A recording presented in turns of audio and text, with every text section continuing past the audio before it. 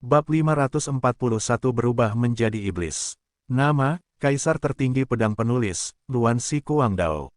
Plus matikan mengatur ulang. Orang seperti itu adalah monster sejati. Apa yang harus saya lakukan? Di mana kelemahanku? Ding Hao tenggelam dalam pikirannya. Ji Yingqi sedang duduk dengan tenang tidak jauh dari situ. Dia telah meminum pil 9 yang memikat hati sehingga wajahnya berangsur-angsur menjadi kemerahan.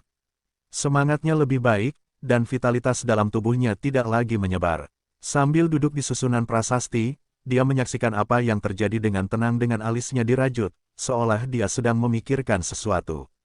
Adapun ilusinya di kejauhan, meskipun jelas, dia tampaknya kurang gesit. Saat ini, dia tidak melakukan apapun dan hanya melihat sekeliling. 3 pertarungan sengit di depannya seperti pertunjukan luar biasa di matanya. Saudara Ding, lakukan gerakan tanpa ruang untuk bermanuver dan kamu akan memenangkan pertempuran.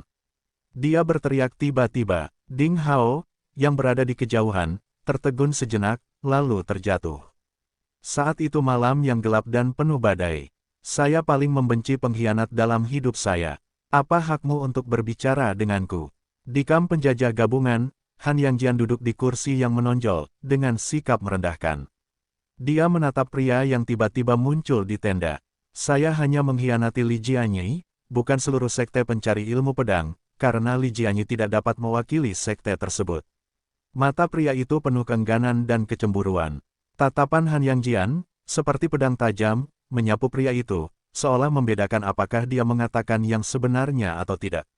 Saudara Han, kamu tidak bisa mempercayai orang ini. Fang Xiaoan melangkah maju dan berkata, sebagai salah satu bawahan utama dari sekte pencari ilmu pedang, Tang Folei sangat berpengalaman dan memahami otoritas sekte pencari ilmu pedang. Dia adalah orang yang menepati janjinya. Meskipun pernah ada konflik antara dia dan Li Jianyi, hal itu kemudian terbukti merupakan skema yang dibuat oleh sekte pencari ilmu pedang. Oh, apakah dia memiliki hubungan buruk dengan Li Jianyi? Han Yangjian sedikit menyipitkan matanya.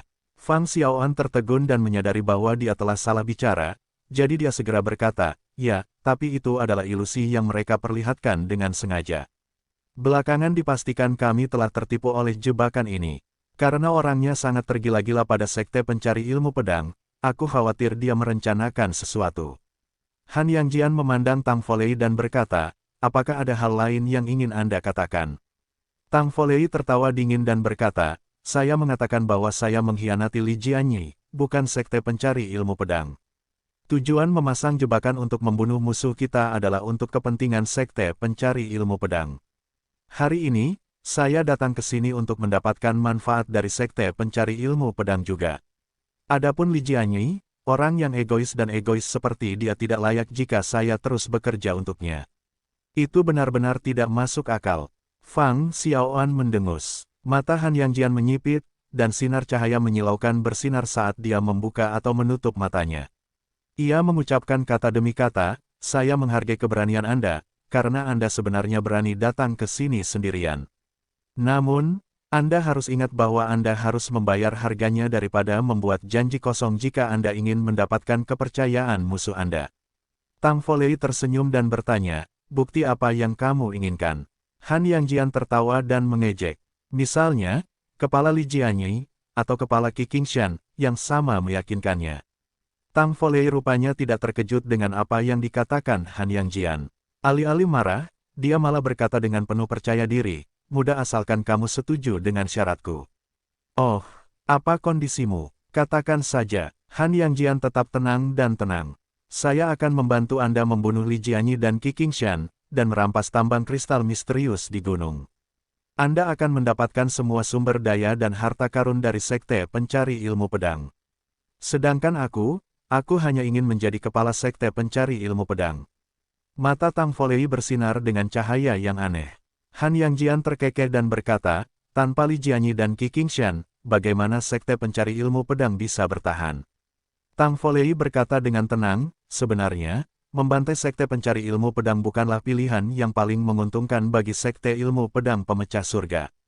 Meskipun Anda bisa mendapatkan tambang kristal misterius, Anda tidak akan bisa menambang semua biji selama 1 tahun atau lebih karena jumlahnya banyak dan terletak di ruang bawah tanah yang dalam yang berada lebih dari 600 meter di bawah tanah.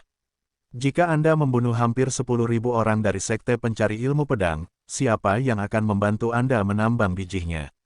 Siapa yang akan membantu Anda mengangkutnya? Siapa yang akan melakukan hal sepele seperti itu?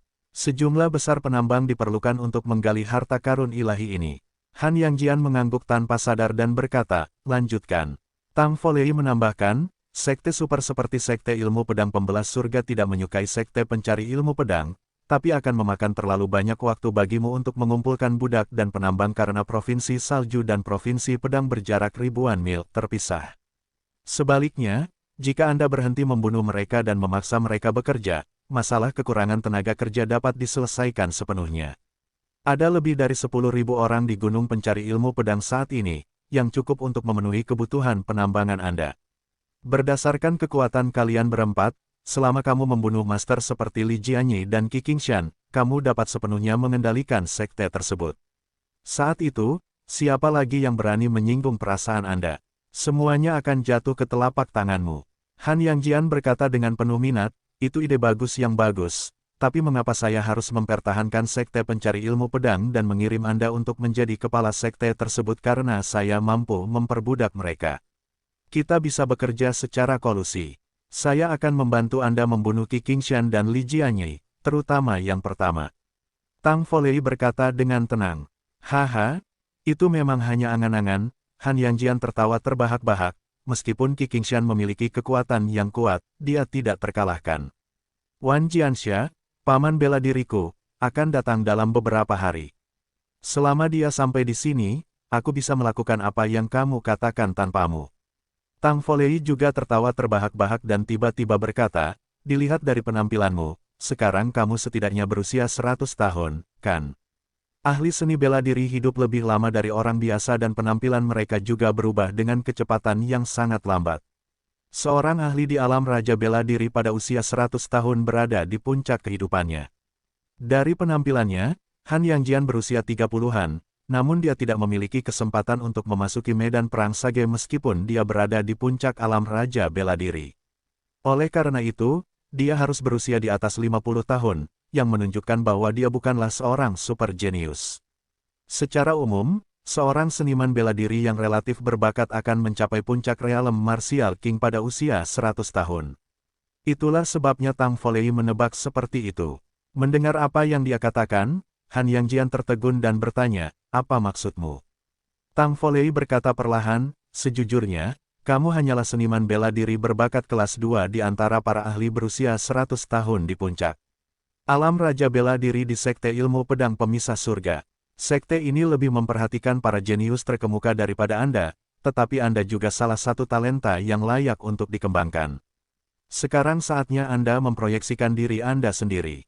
Selama Anda memberikan kontribusi besar pada Sekte Ilmu Pedang Pembelah Surga, Anda akan segera dihargai oleh atasan sekte tersebut dan mendapatkan pelatihan yang hebat.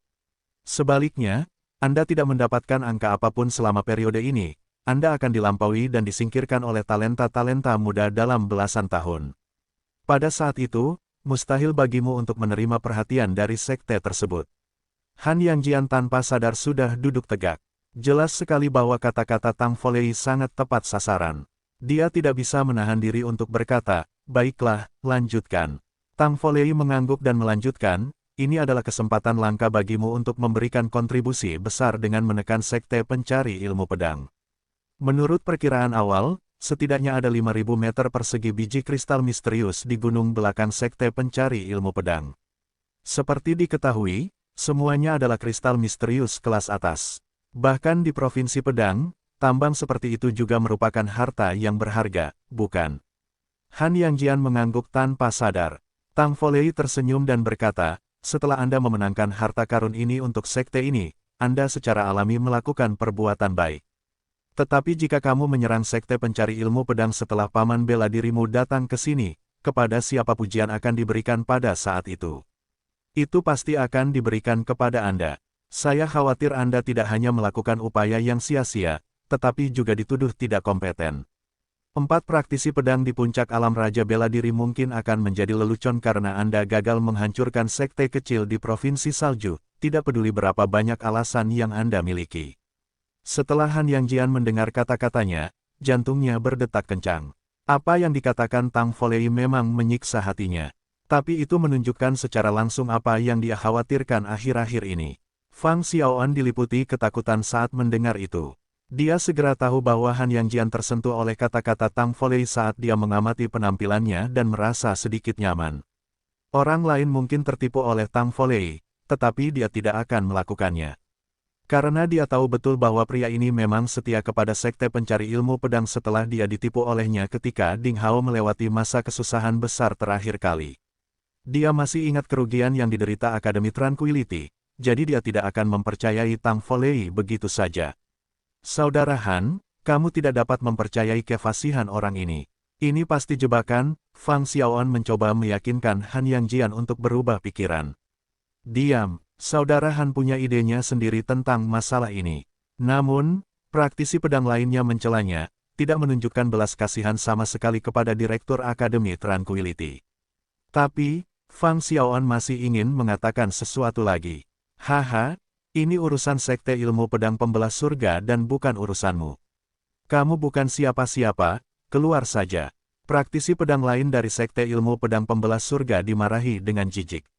Fang Xiaoan mendongak dan melihat 4 praktisi pedang, termasuk Han Yangjian, memandangnya dengan tidak ramah. Dia gemetar dan segera menyadari bahwa dia telah melakukan kesalahan. Semua orang serakah. Tang Folei melemparkan umpan paling mematikan, yang mengenai bagian vital dari 4 praktisi pedang dari sekte ilmu pedang pembelah surga. Mereka semua bersemangat untuk memberikan kontribusi dan menunjukkan nilai mereka kepada sekte tersebut, menghindari kontribusi mereka dirampok oleh paman bela diri mereka. Oleh karena itu, mereka sama sekali tidak akan mengikuti sarannya.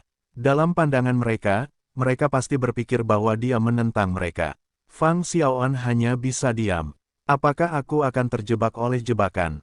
Han Yangjian tersenyum dan berkata kepada Tang Folei setelah hening sejenak, baiklah, Tang Folei, kan? Anda memang orang yang kejam.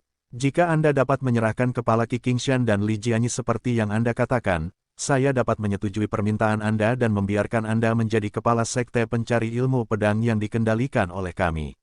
Sedikit kegembiraan muncul di mata Tang Folei, dan dia berkata, bagus sekali, tapi saya butuh bantuan Anda. Apa yang bisa kami bantu? Han Yangjian masih tetap waspada. Tang Folei menganalisis dengan sangat hati-hati. Qi Qingshan sangat tangguh sehingga saya tidak memiliki kesempatan untuk membunuhnya. Oleh karena itu, saya membutuhkan racun yang dapat melemahkan para ahli di alam kaisar bela diri secara fatal dan mencampurkannya dengan anggur Qi Qingshan untuk merusak kekuatannya secara nyata. Dengan cara ini, saya atau siapapun di antara Anda dapat menghadapinya dengan mudah. Adapun Li Jianyi, saya bisa membunuhnya jika saya menangkapnya dalam keadaan tidak siap. Namun, berbagai master dari sekte pencari ilmu pedang yang setia kepada Li Jianyi harus dilenyapkan sesegera mungkin. Kata-katanya menghilangkan keraguan terakhir Han Yangjian. Ia yakin pria di depannya memang ambisius dan karieris yang akan mengkhianati sekte demi keuntungannya sendiri. Orang seperti itu bisa dimanfaatkan. Han Yangjian mengeluarkan botol giok aquamarine dan melemparkannya ke Tang Folei. Dia berkata, ini berisi eliksir pemotong meridian gelap. Selama seorang ahli di alam kaisar bela diri meminum anggur dengan 1 pil yang dicampur di dalamnya, dia akan kehilangan seluruh kekuatannya dalam 15 menit. Kamu tahu apa yang harus dilakukan selanjutnya, kan? Tang Folei mengangguk dan menyimpan botol giok itu. Lalu, dia berbalik dan pergi. Saya akan datang menemui Anda dengan kepala Li Jianyi dan Qi Qingshan malam ini di tengah malam, di depan formasi pelindung gunung. Saya harap Anda bekerja sama dengan saya untuk menerobos pertahanan sekte pencari ilmu pedang, Saudara Han. Sejak saat itu, aku akan bersedia menjadi anjingmu dan siap membantumu. Tang Folei bergerak secepat kilat dan menghilang ke dalam kegelapan di kejauhan. Terjadi keheningan sejenak di dalam tenda. Fang Xiaoan berkata dengan enggan, Saudara Han, apakah kamu benar-benar percaya pada orang ini?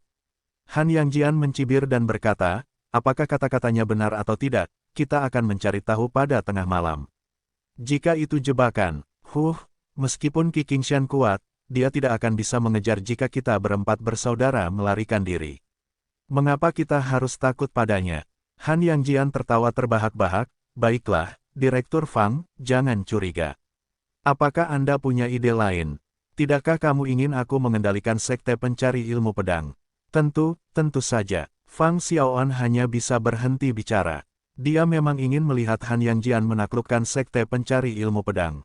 Selain itu, dia berharap Han Yangjian dapat membunuh semua murid sekte pencari ilmu pedang sekaligus, daripada hanya membunuh Qi Qingshan dan Li Jianyi seperti yang dikatakan Tang Folei. Tidak bijaksana baginya untuk melepaskan 10.000 orang lainnya dan memaksa mereka bertindak sebagai budak, karena Fang Xiaoan jelas tahu tentang kegigihan dan potensi anggota sekte pencari ilmu pedang. Selama mereka masih hidup, cepat atau lambat mereka akan bangkit. Sayangnya, Han Yangjian telah sepenuhnya diyakinkan oleh Tang Folei, dan dia tidak mau mendengarkan tidak peduli seberapa bersemangatnya mereka mencoba membujuknya. Ia berharap penunjukan malam itu tidak menjadi jebakan. Setidaknya, begitu Qi Qingshan, Li Jianyi, dan beberapa bawahan terpercaya mereka terbunuh, sekte pencari ilmu pedang pada dasarnya akan dihancurkan. Asalkan dia mengelola Akademi Tranquility dengan baik, sekte pencari ilmu pedang pasti tidak akan mampu melawan Akademi Tranquility setelah melalui bencana seperti itu. Di masa depan, dia dapat mengambil kesempatan untuk menghapusnya sepenuhnya dari wilayah utara. Begitu dia memikirkan hal ini, Fang Xiaoan merasa lega lagi. Dia memerintahkan orang-orang untuk mengumpulkan informasi secara rahasia, bersiap untuk menyusun daftar anggota inti dari sekte pencari ilmu pedang. Pada saat itu, mereka dapat membunuh mereka semua bersama dengan Li Jianyi dan Qi Qingshan, yang dapat melemahkan kekuatan dan potensi sekte pencari ilmu pedang sampai batas tertentu, secara langsung mencekik harapan kebangkitannya di masa depan. Fiu, Ding Hao terengah-engah. Dia dipenuhi bekas luka. Tentu saja, yang lebih kritis lagi adalah pedang itu tertancap di dadanya. Itu adalah pedang iblis. Dalam setengah hari terakhir, Ding Hao hampir mengerahkan seluruh kekuatannya untuk melawan ilusinya, tetapi mereka akhirnya mencapai titik impas, berakhir berlumuran darah. Ding Hao telah mencoba berkali-kali untuk menemukan dan memanfaatkan kelemahannya sendiri, tetapi setiap kali dia mencambuk seekor kuda mati. Di saat-saat terakhir pertempuran, keduanya seperti anak panah bekas. Pada saat yang paling kritis, Ding Hao tiba-tiba mengungkapkan kelemahannya secara sembarangan, sementara Ding Hao yang ilusi memanfaatkan kesempatan itu dan menikamnya di dada. Lukanya telah menusuk jantung. Secara umum, hatinya akan hancur oleh pedang itu dan dia tidak dapat bertahan hidup. Bahkan Ding Hao yang ilusi pun tercengang saat ini. Sepertinya dia tidak menyangka akan berhasil seperti ini di akhir perjuangan yang sulit. Ding Hao menatap pedang panjang yang dimasukkan ke dadanya dengan mata penuh beban dan segera jatuh ke tanah. Berdebar, tubuh ramping itu menghasilkan awan besar asap dan debu saat jatuh. Kemudian, darahnya diam-diam mengalir keluar dari lukanya. Sesaat kemudian, suhu tubuh Ding Hao mulai menurun. Setelah anggota tubuhnya bergerak-gerak beberapa kali, dia berhenti bernapas dan menjadi kaku. Apakah dia sudah mati? Di kejauhan, Evil Moon, Ji Yingqi, dan Adorable semuanya tercengang. Bagaimana, dia tiba-tiba ditusuk. Saudara Ding, Ji Yingqi tidak dapat menahan diri untuk tidak berseru. Namun, tepat setelah Ding Hao jatuh ke tanah, sesuatu dalam ilusi sepertinya terjadi secara tiba-tiba. Ruang aneh itu dipelintir oleh kekuatan magis dan beberapa perubahan aneh terwujud. Ding Hao yang ilusi, Bulan Jahat yang ilusi, Adorable yang ilusi, dan Ji Yingqi yang ilusi pecah dan menghilang seperti gelembung. Pedang iblis yang dimasukkan ke dalam dada Ding Hao juga menghilang di udara seperti kepulan asap. Namun, luka yang mengejutkan itu masih mengeluarkan darah. Meong, Evil Moon bertarung sengit beberapa saat sebelumnya, tapi kemudian dia melihat sekeliling sejak lawannya menghilang dalam sekejap. Dia terkejut setelah melihat Ding Hao terbaring di tanah. Dia bergegas untuk melihat Ding Hao dan sepertinya menemukan sesuatu setelah mengendus beberapa saat. Dia tertawa terbahak-bahak saat melihat darah Ding Hao mengalir. Meong, hahaha. Akhirnya, saya berkesempatan meminum darah Little Chap Ding. Itu tonik yang bagus. Aku sudah memikirkannya begitu lama. Meong, haha. Setelah dia selesai berbicara, dia menjulurkan lidahnya dan mulai menjilat, terlepas dari darah yang menempel di hidung dan janggutnya. Hei, lumba-lumba kecil, kemarilah. Jangan sia-siakan. Darah Ding Hao sangat bermanfaat. Anda tidak dapat membayangkan berapa banyak obat ajaib dan ramuan yang telah dia minum dan berapa banyak petualangan yang dia alami. Sambil melahap darah Ding Hao, dia tidak lupa memanggil lumba-lumba kecil itu, temannya. Hei Gaga, untungnya, lumba-lumba kecil, yang berpegang pada prinsip moral, mengangkat sirip depannya untuk menunjukkan rasa jijik kepada kucing gemuk itu. Bagaimana kamu bisa melakukan ini? Saudara Ding memperlakukanmu dengan sangat baik. Kamu sebenarnya, Ji Yingqi berjuang mati-matian tetapi gagal keluar dari susunan prasasti. Meski biasanya dia tenang, dia panik saat melihat genangan darah yang meluas di tanah. Dia berkata dengan air mata mengalir di seluruh wajah mungilnya yang cantik, Kakak Ding, kamu. Hei, gadis cantik, apakah kamu jatuh cinta pada Ding Hao? Kenapa kamu begitu khawatir? Kucing gendut itu semakin mirip dengan Wang Juefeng, pria yang sinis, dan berkata sambil terkekeh, kalau begitu, kamu harus siap menghadapi persaingan. Anda mungkin tidak menyadari bahwa pria ini adalah seorang playboy, yang memiliki banyak pacar, termasuk Li Yiruo, si cantik terbaik dari sekte pencari ilmu pedang, Xie Jiyu, Phoenix yang terkenal di Provinsi Salju, Simen Qiansui, Zhuo Ziyan dan Murong Sengnan yang lembut dan cantik. Tiba-tiba, seseorang mengulurkan tangan dan meraih leher kucing itu. Hai, biarkan saya menyelesaikan apa yang ingin saya katakan. Evil Moon berjuang dengan ekornya yang bergoyang-goyang. Ding Hao, yang sudah meninggal, tiba-tiba berdiri dari genangan darah. Dia mengambil sehelai bulu di belakang kepala kucing gemuk itu dan langsung mencabutnya.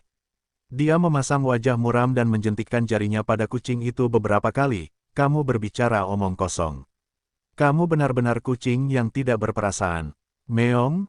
Ah, kepalaku sakit. Evil Moon berjuang dengan keempat kakinya dengan liar dan berkata dengan sedih, aku tahu kamu berpura-pura mati. Aku baru saja mengambil kesempatan ini untuk meminum darahmu, kenapa harus ribut?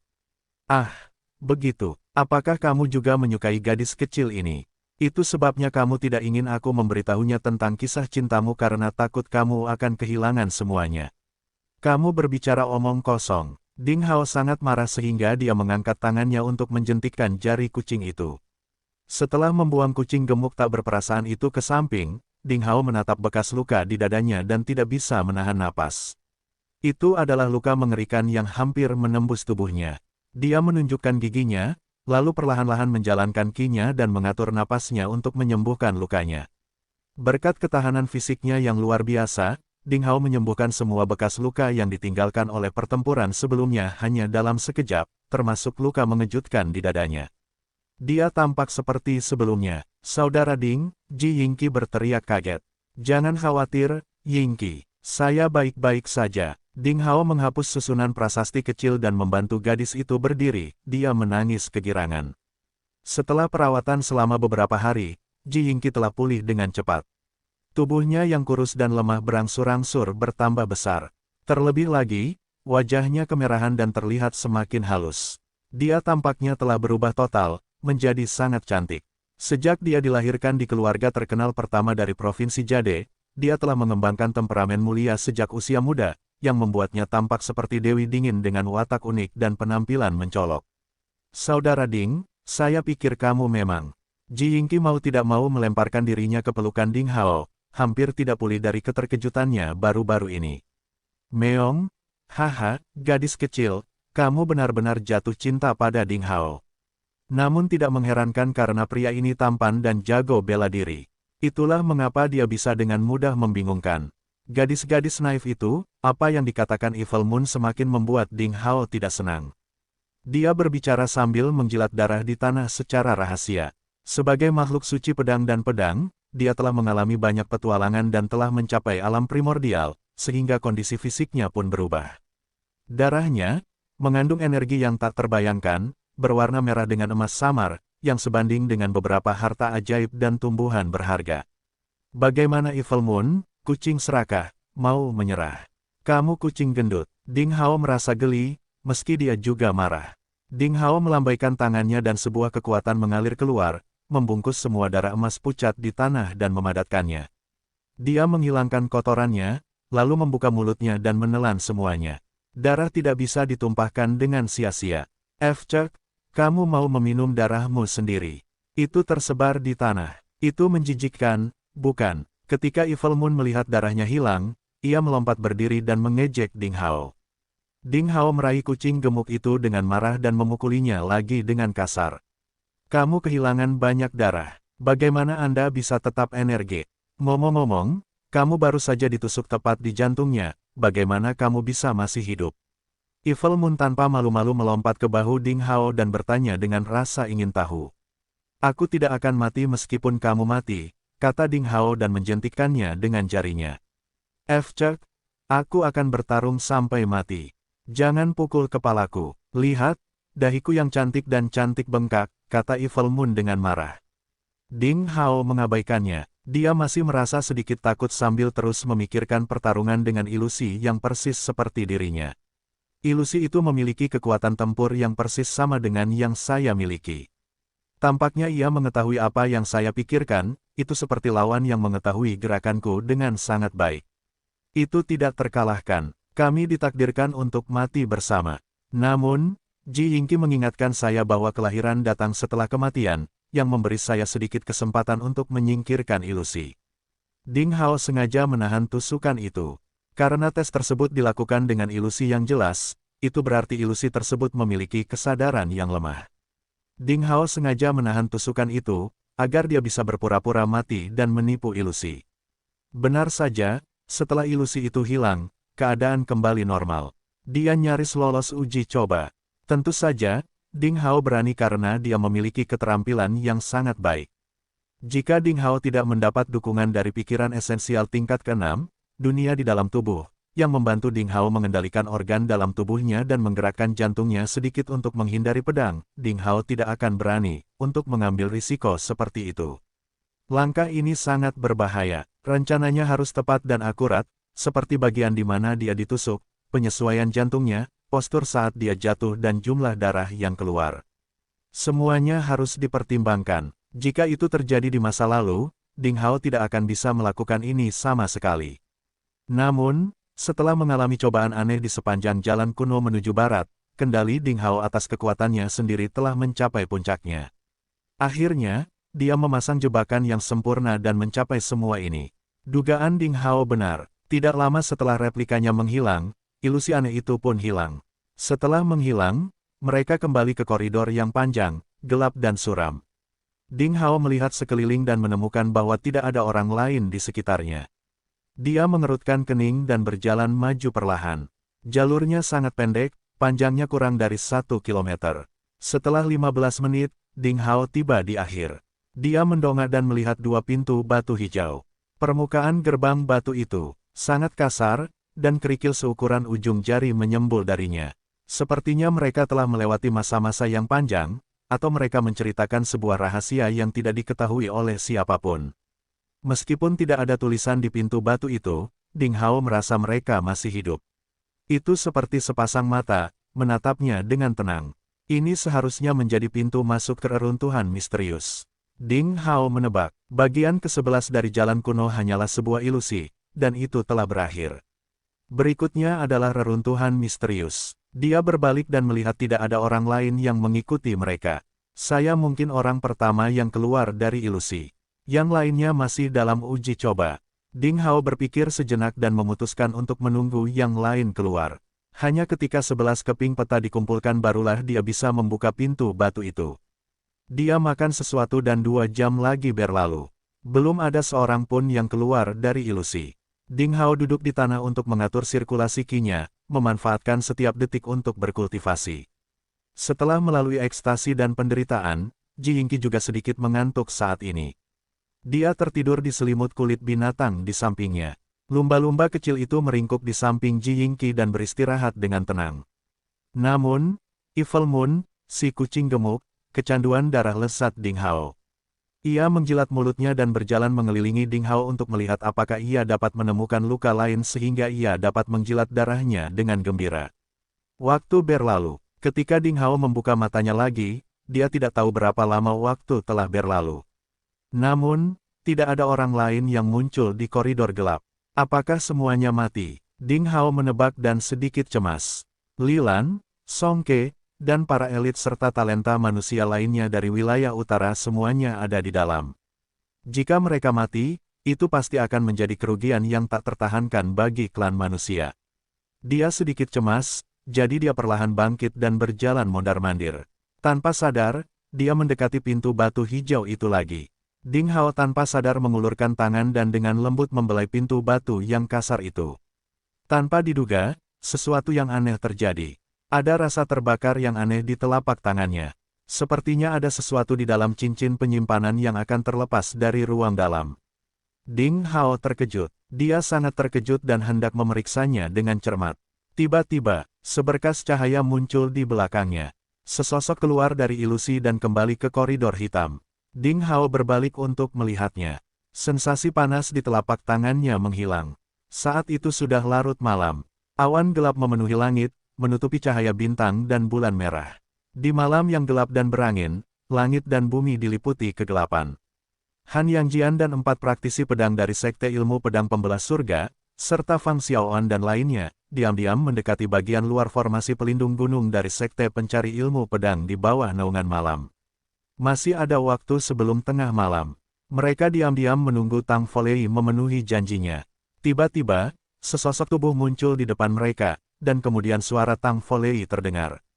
Setelah percakapan singkat, murid-murid Sekte Pencari Ilmu Pedang yang menjaga formasi dibubarkan oleh Tang Folei. Di area dengan radius ratusan meter ini, kecuali Tang Folei, tidak ada orang lain yang menjaga Sekte Pencari Ilmu Pedang. Kepala Olah Hukuman dari Sekte Pencari Ilmu Pedang perlahan keluar dari formasi pelindung gunung. Keluar, suaranya sedingin es. Setelah ragu-ragu sejenak, Han Yangjian perlahan keluar. Dia waspada, mengerahkan ki-nya secara ekstrim. Dia memandang Tang Folei dengan gugup dan bertanya, apakah kamu sudah melakukannya? Tang Folei tidak mengatakan apa-apa, hanya menanggapi. Sesuatu, bau darah tercium di hidung mereka.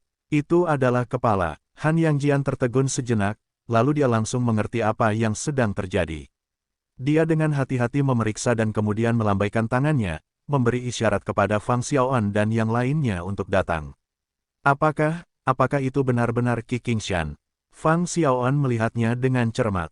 Dia tercengang. Sungguh luar biasa Tang Folei membunuh Qi Qingshan, orang terkuat di Sekte Pencari Ilmu Pedang, pikirnya. Mengapa? Apakah Tang Folei benar-benar mengkhianati Sekte Pencari Ilmu Pedang? Fang Xiaoan tidak dapat mempercayainya, tapi itu adalah fakta. Sebelumnya, dia telah mencoba memahami pikiran Tang Folei berulang kali. Dia bertanya-tanya mengapa Sekte Pencari Ilmu Pedang membuat Tang Folei bertindak seperti ini dan apa konspirasi mereka. Bagaimanapun, dia tidak percaya bahwa Tang Folei akan benar-benar membunuh Qi Qingshan dan Li Jianyai, tapi kemudian, kepalanya ada di sini, tidak ada keraguan. Fang Xiaoan memeriksa kepalanya berulang kali dan menemukan bahwa itu nyata. Itu memang kepala Qi Qingshan. Lu Xiongfei melihatnya dengan hati-hati dan berkata, saya telah bertarung dengan orang tua ini seumur hidup. Aku masih bisa mengenalinya, bahkan jika dia berubah menjadi abu. Ngomong-ngomong, mantan pemimpin tertinggi Provinsi Salju ini hanya bisa menghela nafas.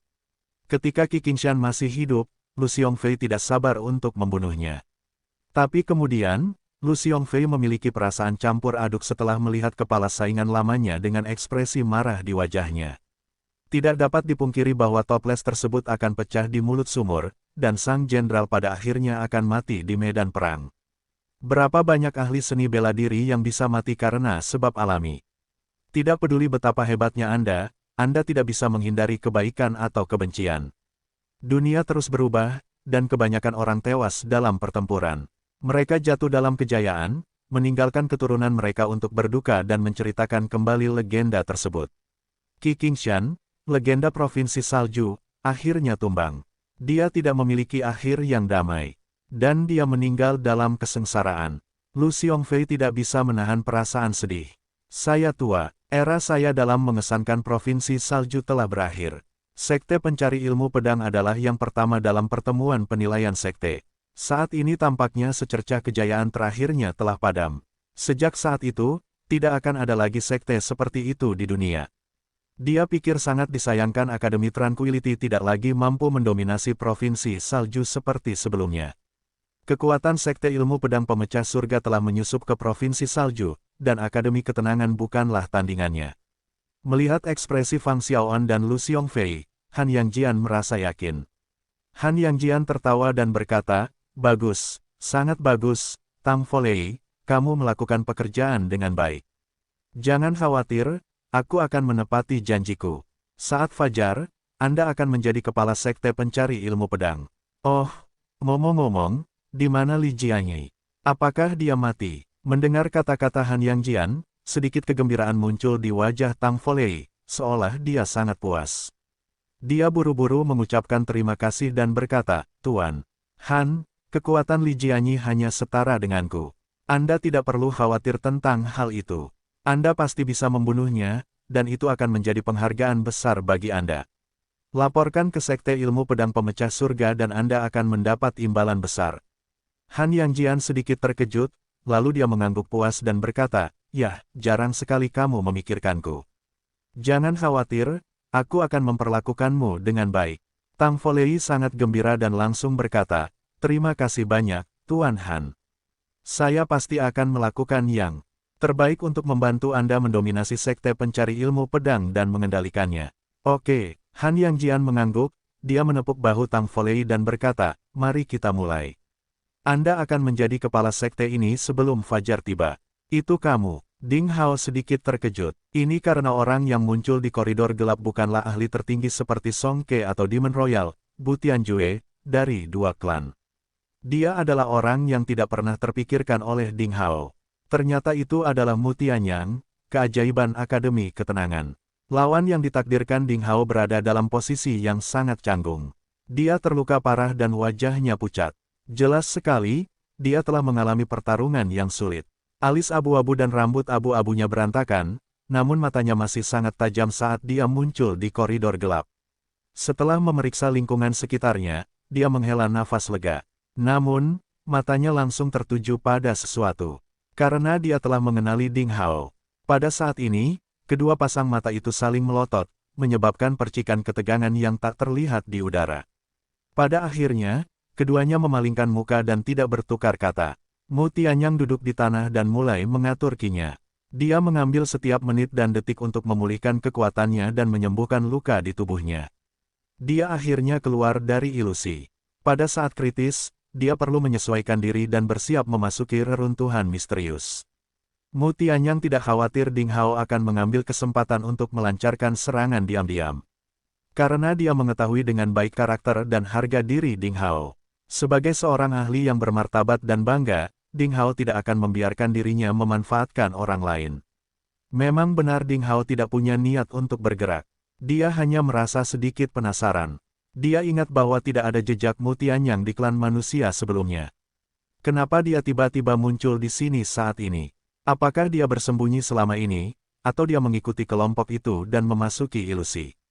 Segalanya mungkin. Ding Hao tiba-tiba menyadari bahwa mungkin dia telah melewatkan sesuatu. Dia punya firasat bahwa Mu Tianyang jelas bukan satu-satunya orang yang akan muncul di koridor gelap ini. Mungkin ada banyak kenalan lama yang bersembunyi di kegelapan. Saya terlalu mempesona sebelumnya, sementara kenalan lama ini tidak muncul karena alasan tertentu. Mereka bersembunyi di kegelapan dengan tenang, tapi bukan berarti mereka tidak ada di sana. Pada saat yang sama, Ding Hao merasa situasinya agak menakjubkan. Song Ke, Bai Kuan Sui, Raja Iblis Bu Tianjue, Raja Iblis dari klan Iblis Kuno Bulan Perak, dan pakar top lainnya belum keluar dari ilusi, tetapi Mu Tianyang telah muncul. Apakah ini berarti keajaiban Akademi Tranquility melampaui para ahli dalam hal kekuatan dan potensi? Ding Hao diam-diam melepaskan indera surgawinya dan mengamati secara diam-diam. Budidaya Ki Mu Tianyang berada di alam Grandmaster Agung dengan 6 lubang. Dibandingkan dengan para jenius lain dari dua klan yang telah mencapai bagian jalan kuno ini, dia tidaklah luar biasa. Kekuatannya bahkan bisa dibilang di bawah rata-rata. Namun, Ding Hao samar-samar merasakan sepertinya ada kekuatan tersembunyi lain di tubuh Mu Tianyang. Itu sungguh tidak dapat diduga dan benar-benar menghebohkan. Dia juga punya semacam rahasia. Ding Hao tidak akan berani meremehkan lawan ini. Setelah beberapa saat, seberkas cahaya bersinar di koridor gelap, dan sesosok tubuh kekar muncul. Demon Aura mengepul, menunjukkan bahwa ini adalah ahli dari klan iblis. Orang ini tinggi tapi tidak berat. Dia berbadan tegap dengan rambut hijau panjang tergerai di bahunya seperti air terjun. Dahinya bertatahkan batu giok hijau, seolah-olah dia dilahirkan dengan batu itu. Dia berpenampilan rapi, dengan bibir tipis, hidung bengkok, mata tajam, dan alis terangkat ke atas. Dia tampak agung. Dengan baik, Seorang manusia telah keluar, mata pemuda dari klan iblis tertuju pada Mu Tianyang. Dia tertegun sejenak dan berkata dengan heran, Mu Tianyang, aku tidak menyangka tikus yang penuh rahasia sepertimu akan muncul sebelum aku. Sepertinya kamu terluka parah. Jelas sekali, ahli iblis ini mengenal Mu Tianyang. Tidak ada luka serius di tubuhnya, tapi dia kehabisan napas. Iblis itu lemah, tetapi kondisinya lebih baik daripada Mu Tianyang. Saat matanya menyapu Mu Tianyang, jejak niat membunuh muncul dari mata ahli iblis ini. Dia mencibir dan berkata, dulu, kamu bertindak keterlaluan di Provinsi Salju. Aku tidak menyangka kamu akan berakhir seperti ini. Jika aku membunuhmu sekarang, tidak akan ada yang tahu, haha. Sebuah cibiran muncul di sudut mulut Mu Tianyang. Dia terus menggunakan keterampilan sihirnya dengan sepenuh hati untuk menyembuhkan luka-lukanya dan tidak menaruh perhatian pada ahli ras iblis ini. Hei, pergilah ke neraka, tangan kanan pemuda itu berubah menjadi cakar naga. Ketika dia hendak melakukan serangan, dia tiba-tiba menyadari sesuatu dan tiba-tiba menoleh. Dia melihat Ding Hao diam-diam duduk bersila di ujung koridor di kejauhan. Hah, itu adalah Ding Hao. Pupil matanya menyempit, dia jelas mengenalnya. Dia mengutuk dengan suara rendah dan niat membunuh melonjak ke seluruh tubuhnya. Dia sepertinya memikirkan sesuatu, mengetahui bahwa Ding Hao pasti akan menghentikannya kali ini, jadi dia hanya bisa menarik tangannya perlahan dan tidak lagi menargetkan Mu Tianyang. Setan muda itu jelas sangat takut pada Ding Hao. Dia memelototinya, lalu dia duduk bersila di sudut lain koridor gelap untuk menyesuaikan statusnya dengan demon aura hijau yang bergulir di sekelilingnya. Butuh beberapa saat bagi Ding Hao untuk mengetahui identitas iblis ini. Ternyata dia adalah Seng Huangzi, satu-satunya putra Balai Raja Langit Naga Banjir Hijau, yang merupakan kekuatan terbesar kedua di Provinsi Salju. Ding Hao ingat bahwa sebelum memasuki Sage Battlefield, dia telah melirik iblis jenius yang menduduki peringkat kedua dalam daftar bakat Provinsi Salju. Namun, Ding Hao tidak terlalu memperhatikannya saat itu. Dia tidak menyangka Seng Huangzi juga akan muncul di sana. Seng Huangzi cukup gigih. Dia datang jauh-jauh ke bagian terakhir jalan kuno menuju barat tanpa menunjukkan identitasnya. Dia keluar dari ilusi secepat ini, dia juga seorang jenius yang jarang terlihat.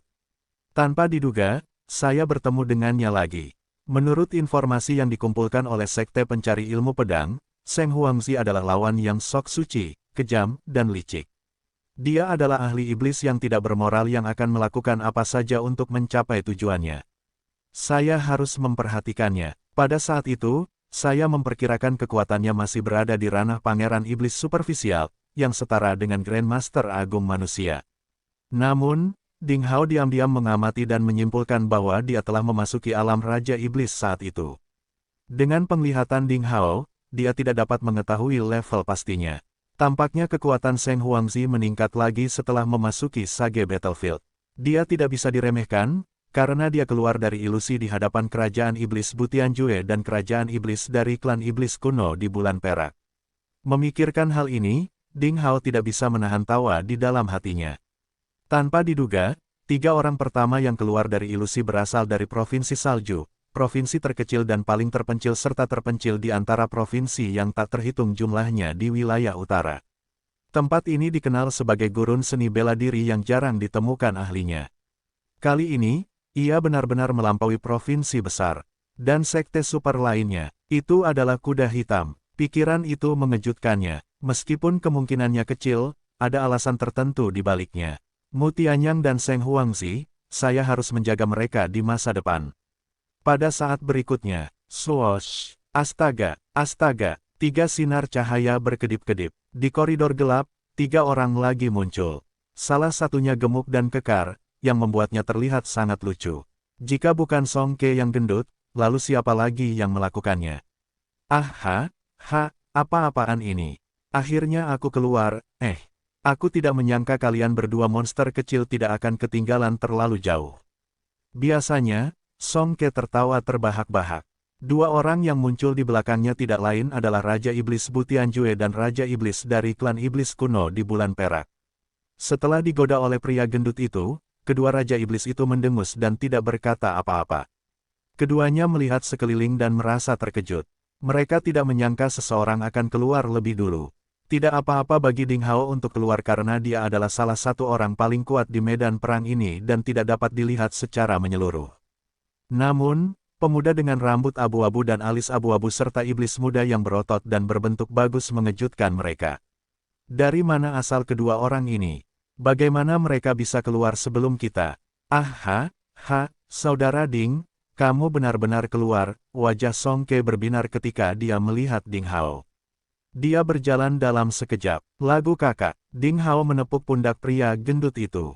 Saat berbicara, ada kilatan cahaya putih yang bersinar di koridor gelap.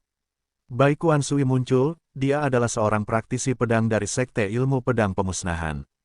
Banyak wajah, Su Xiao Xiao muncul. Wanita misterius dengan api muncul. Para ahli iblis yang berhasil merebut kembali Villa Kuno Sky Holding muncul. Lin Tianyu muncul. Wang Linghe muncul. Para ahli dari kedua klan diangkut keluar dari cahaya putih satu demi satu. Keadaan setiap orang berbeda. Beberapa terluka parah, sementara yang lain baik-baik saja. Mereka langsung berdiri dengan postur bertahan saat tiba. Mereka mulai bersantai hanya setelah memeriksa lingkungan dengan jelas. Kemudian mereka membentuk dua kubu berbeda, klan manusia dan klan iblis, masing-masing menempati satu sisi koridor. Ding Hao dengan santai bertanya kepada beberapa atasan klan manusia, hanya untuk menemukan bahwa ilusi yang mereka alami berbeda dari apa yang dia alami. Mereka tidak menghadapi ilusi mereka sendiri, tetapi beberapa lawan aneh lainnya. Hal itu memang membuat Ding Hao semakin bingung karena keanehan bagian terakhir jalan kuno. Sinar cahaya menyala terus-menerus di hari berikutnya ketika para ahli dari kedua klan muncul satu demi satu. Ding Hao dengan tajam memperhatikan bahwa beberapa atasan dari dua klan, yang belum pernah muncul di ujung bagian ke-10 jalan kuno sebelumnya, muncul di tengah kerumunan saat ini. Tiba-tiba mata Ding Hao terpaku pada sesuatu. Ketika cahaya putih lain muncul, dua sosok terhuyung keluar. Kedua orang ini sangat akrab dengan Ding Hao. Mereka sebenarnya adalah Li Muyun dan Liang Feixue, yang merupakan pemandangan yang mengejutkan dan mengejutkan bagi Ding Hao. Belum ada kabar tentang mereka sejak kedua orang ini memasuki Sage Battlefield. Mereka tidak muncul di kota raksasa surga tertinggi, tapi saat itu juga mereka. Merupakan keajaiban bahwa mereka bisa sampai ke sana. Yang terpenting, mereka telah mengatasi ilusi dan mencapai koridor gelap. Yo, dua semut. Saya tidak percaya Anda berhasil sampai di sini, baru saja mencapai alam primordial. Ini benar-benar mengejutkan, ejek seorang ahli iblis sambil melepaskan kekuatannya. Li Muyun dan Liang Feixue mendarat di kelompok iblis ketika mereka diangkut keluar. Mereka memiliki kekuatan yang rendah dan cedera serius. Beberapa ahli iblis sengaja mengancam mereka dengan momentum, sehingga memperburuk kondisi mereka. Kamu sangat lemah. Saya tidak tahu bagaimana Anda datang ke sini. Apakah Anda ingin mendapatkan bagian dari harta karun di reruntuhan misterius itu? Seorang ahli iblis berkepala harimau dan bertubuh manusia mendengus dingin dan tiba-tiba menamparkan, mencoba membunuh mereka. Mustahil bagi seorang seniman bela diri di alam Grandmaster Primordial untuk menahan serangan yang dapat menghancurkan loh batu. Di mata banyak ahli iblis, membunuh manusia lemah tanpa latar belakang atau pengaruh bukanlah masalah besar. Tidak jauh berbeda dengan membunuh seekor ayam. Saudaraku, Liang Feixue memegangi Li Muyun dan tidak bisa mengelak. Dia meraung, dan matanya tiba-tiba berubah menjadi merah. Dengan raungan seperti binatang buas, kekuatan primal perlahan muncul dari tubuhnya, mencoba melawan kekuatan Raja Iblis ini. Raja Iblis berkepala harimau sedikit terkejut. Dia segera meningkatkan kekuatannya dan melawan kekuatan primal Liang Feixue yang sudah habis. Namun Li Muyun terluka parah dan tidak memiliki kekuatan untuk melawan. Tepat ketika mereka berdua hendak dibunuh oleh pohon palem harimau, sesuatu terjadi. Swoosh! Secercah cahaya mengalir melintas dan langsung menembus telapak tangan harimau yang dipadatkan oleh Demon Aura. Kekuatan inersia yang kuat juga menembus telapak tangan fisik Raja Iblis, melemparkannya ke belakang sejauh lebih dari 10 meter, dan memakukannya ke dinding koridor gelap. Beraninya kamu, siapa yang berani melancarkan serangan diam-diam ke klan kita? Beberapa ahli iblis yang berdiri di samping Raja Iblis berkepala harimau segera berdiri dan meraung. Mereka melihat ke sisi berlawanan dengan ekspresi bermusuhan. Namun, para ahli iblis ini terperangah dengan apa yang mereka lihat. Ding Hao, pecandu pedang dan pedang, berdiri puluhan meter jauhnya. Dia menatap mereka dengan dingin dengan matanya yang tajam. Beberapa atasan di ranah Raja Iblis tiba-tiba layu. Mereka memalingkan muka dan segera duduk kembali. Mereka tidak berani bertindak. Jika itu orang lain, mereka mungkin akan membuat keributan untuk sementara waktu. Tapi mereka hanya bisa bertindak patuh jika menyangkut Ding Hao atau Song Ke yang gemuk, dua atasan klan manusia. Raja Iblis berkepala harimau, yang berteriak kesakitan, sangat ketakutan hingga wajahnya menjadi pucat. Dia bahkan tidak berani mencabut pedang patah yang menancapkan telapak tangannya ke dinding. Setan-setan lainnya tidak lagi berani mengganggu Li Muyun dan Liang Feixue. Dengan Ding Hao mendukung mereka, tidak ada yang akan mengadili kematian. Terima kasih, kakak senior Ding. Liang Feixue segera berterima kasih kepada Ding Hao. Wajah Li Muyun pucat dan dia terluka parah. Dengan bantuan Liang Feixue, dia sedikit mengangguk untuk mengucapkan terima kasih. Ding Hao melambaikan tangannya. Dengan suara swoosh, pedang patah yang telah dipaku di telapak tangan Raja Iblis berkepala harimau terbang kembali ke tangannya. Dengan kilatan cahaya, itu menghilang ke dalam ring penyimpanan. Dia berkata dengan tenang, karena kita berasal dari sekte yang sama, secara alami kita harus saling membantu. Tidak perlu berterima kasih padaku. Liang Feixue perlahan berjalan dengan bantuan Li Muyun dan memasuki kam manusia. Raja Iblis berkepala harimau dipenuhi dengan penyesalan.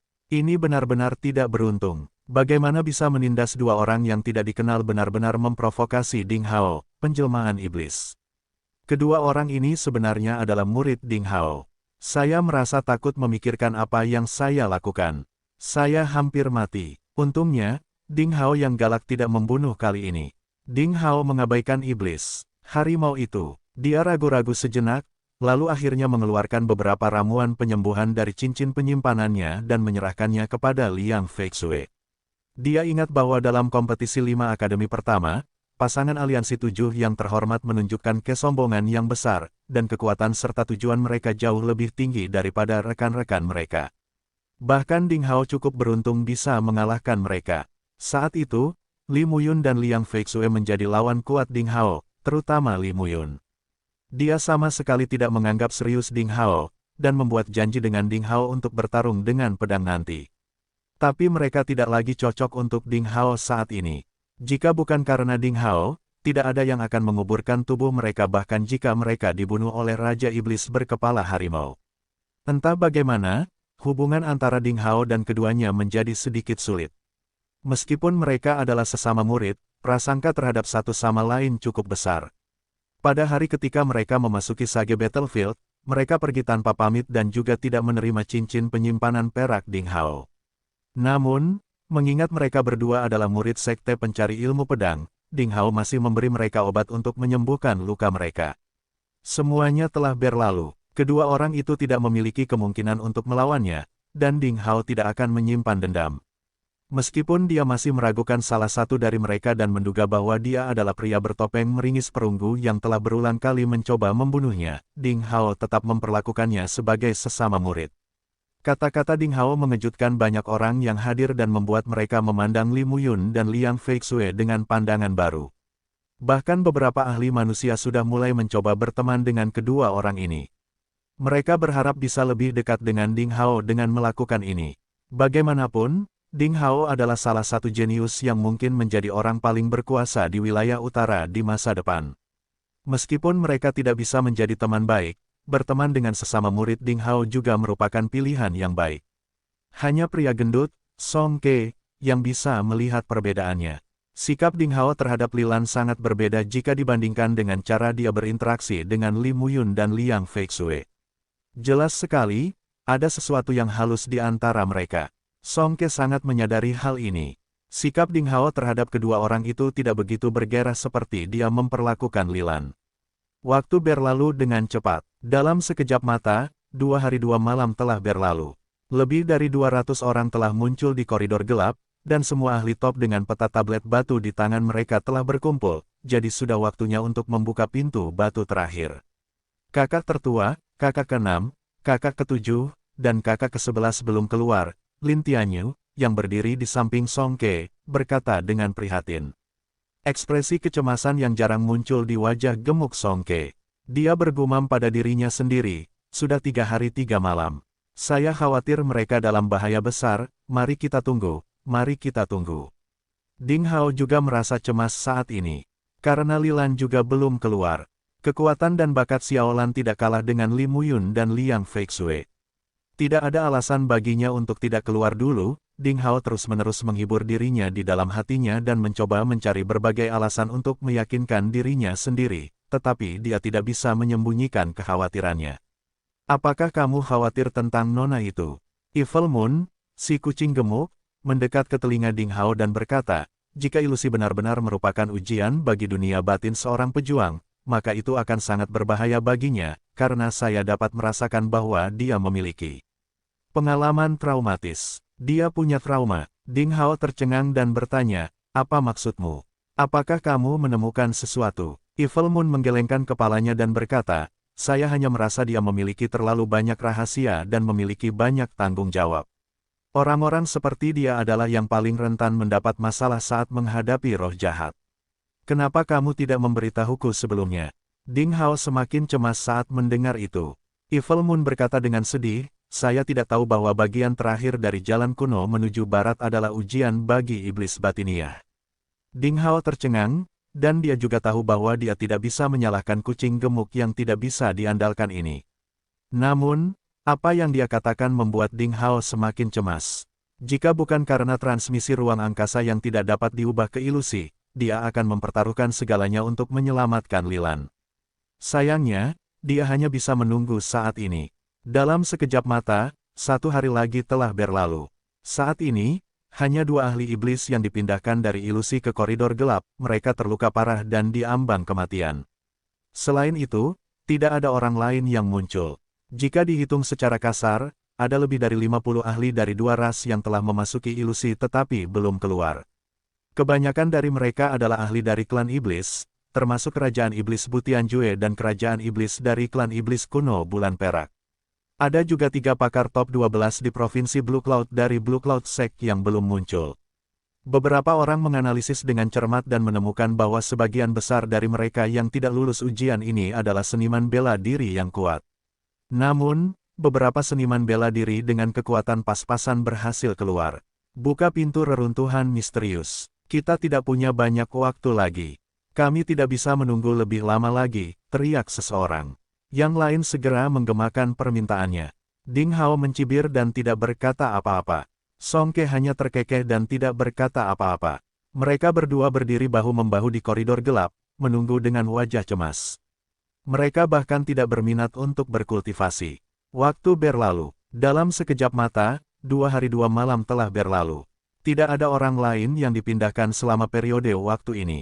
Para ahli lainnya mungkin telah gagal. Raja Iblis Butianjue menghela nafas.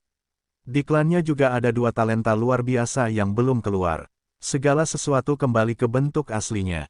Di dunia gaib, segala sesuatu memiliki takdirnya masing-masing. Mereka yang belum keluar belum tentu mati. Kerajaan iblis dari klan iblis kuno di Bulan Perak juga menghela nafas. Ada 4 talenta di klannya yang belum terlihat. Meskipun iblis itu buas, mereka menunjukkan sisi hangat mereka jika menyangkut bangsanya sendiri. Mengikuti desakan beberapa ahli yang kuat, kedua klan terus menunggu di koridor gelap selama beberapa hari tambahan. Sayangnya, tidak ada orang lain yang dipindahkan. Ayo berangkat sekarang. Kerajaan Iblis Butianjue dan Kerajaan Iblis dari klan Iblis kuno di Bulan Perak mencapai keputusan yang sama. Song Ke ragu-ragu sejenak dan akhirnya memutuskan untuk berangkat. Ding Hao terdiam. Kurang dari sebulan sebelum mereka harus meninggalkan Sage Battlefield. Tidak ada gunanya terus menunggu. Harta karun tersembunyi di reruntuhan misterius itu terkait dengan nasib dan prospek kedua klan di wilayah utara. Rencana tersebut telah direncanakan selama puluhan ribu tahun dan tidak dapat ditunda. Ayo pergi. Ding Hao berbalik ke gerbang batu di ujung koridor gelap dengan Ji Yingqi di punggungnya. Semua ahli tertinggi mengeluarkan potongan peta batu cian mereka secara berurutan, yang memancarkan cahaya lembut di udara. Setelah semuanya terekspos, perlahan-lahan mereka tampak berkumpul secara perlahan oleh kekuatan magis. Akhirnya semuanya disambungkan dalam bentuk loh batu raksasa dengan tinggi lebih dari 6 meter, yang tingginya persis sama dengan gerbang batu cian di ujung koridor berwarna coklat. Sesuatu yang aneh terjadi saat ini. Gerbang batu cian kasar yang telah sunyi selama puluhan juta tahun sepertinya telah merasakan keberadaan tablet batu tersebut. Perlahan-lahan ia memancarkan cahaya batu giok dan akhirnya menjadi tembus cahaya sempurna, dan pasirnya juga menjadi lebih halus. Garis-garis aneh, seperti pembuluh darah manusia, berkelok-kelok di dalam gerbang batu dan perlahan muncul, melepaskan kekuatan misterius. Pada akhirnya, pola-pola aneh itu membentuk sebuah pintu melengkung. Itu adalah gerbang cahaya. Pintu menuju reruntuhan misterius terbuka, seseorang berkata dengan suara gemetar, cepat maju. Haha, siapapun yang menerobos masuk terlebih dahulu akan mendapatkan harta ilahi di dalamnya.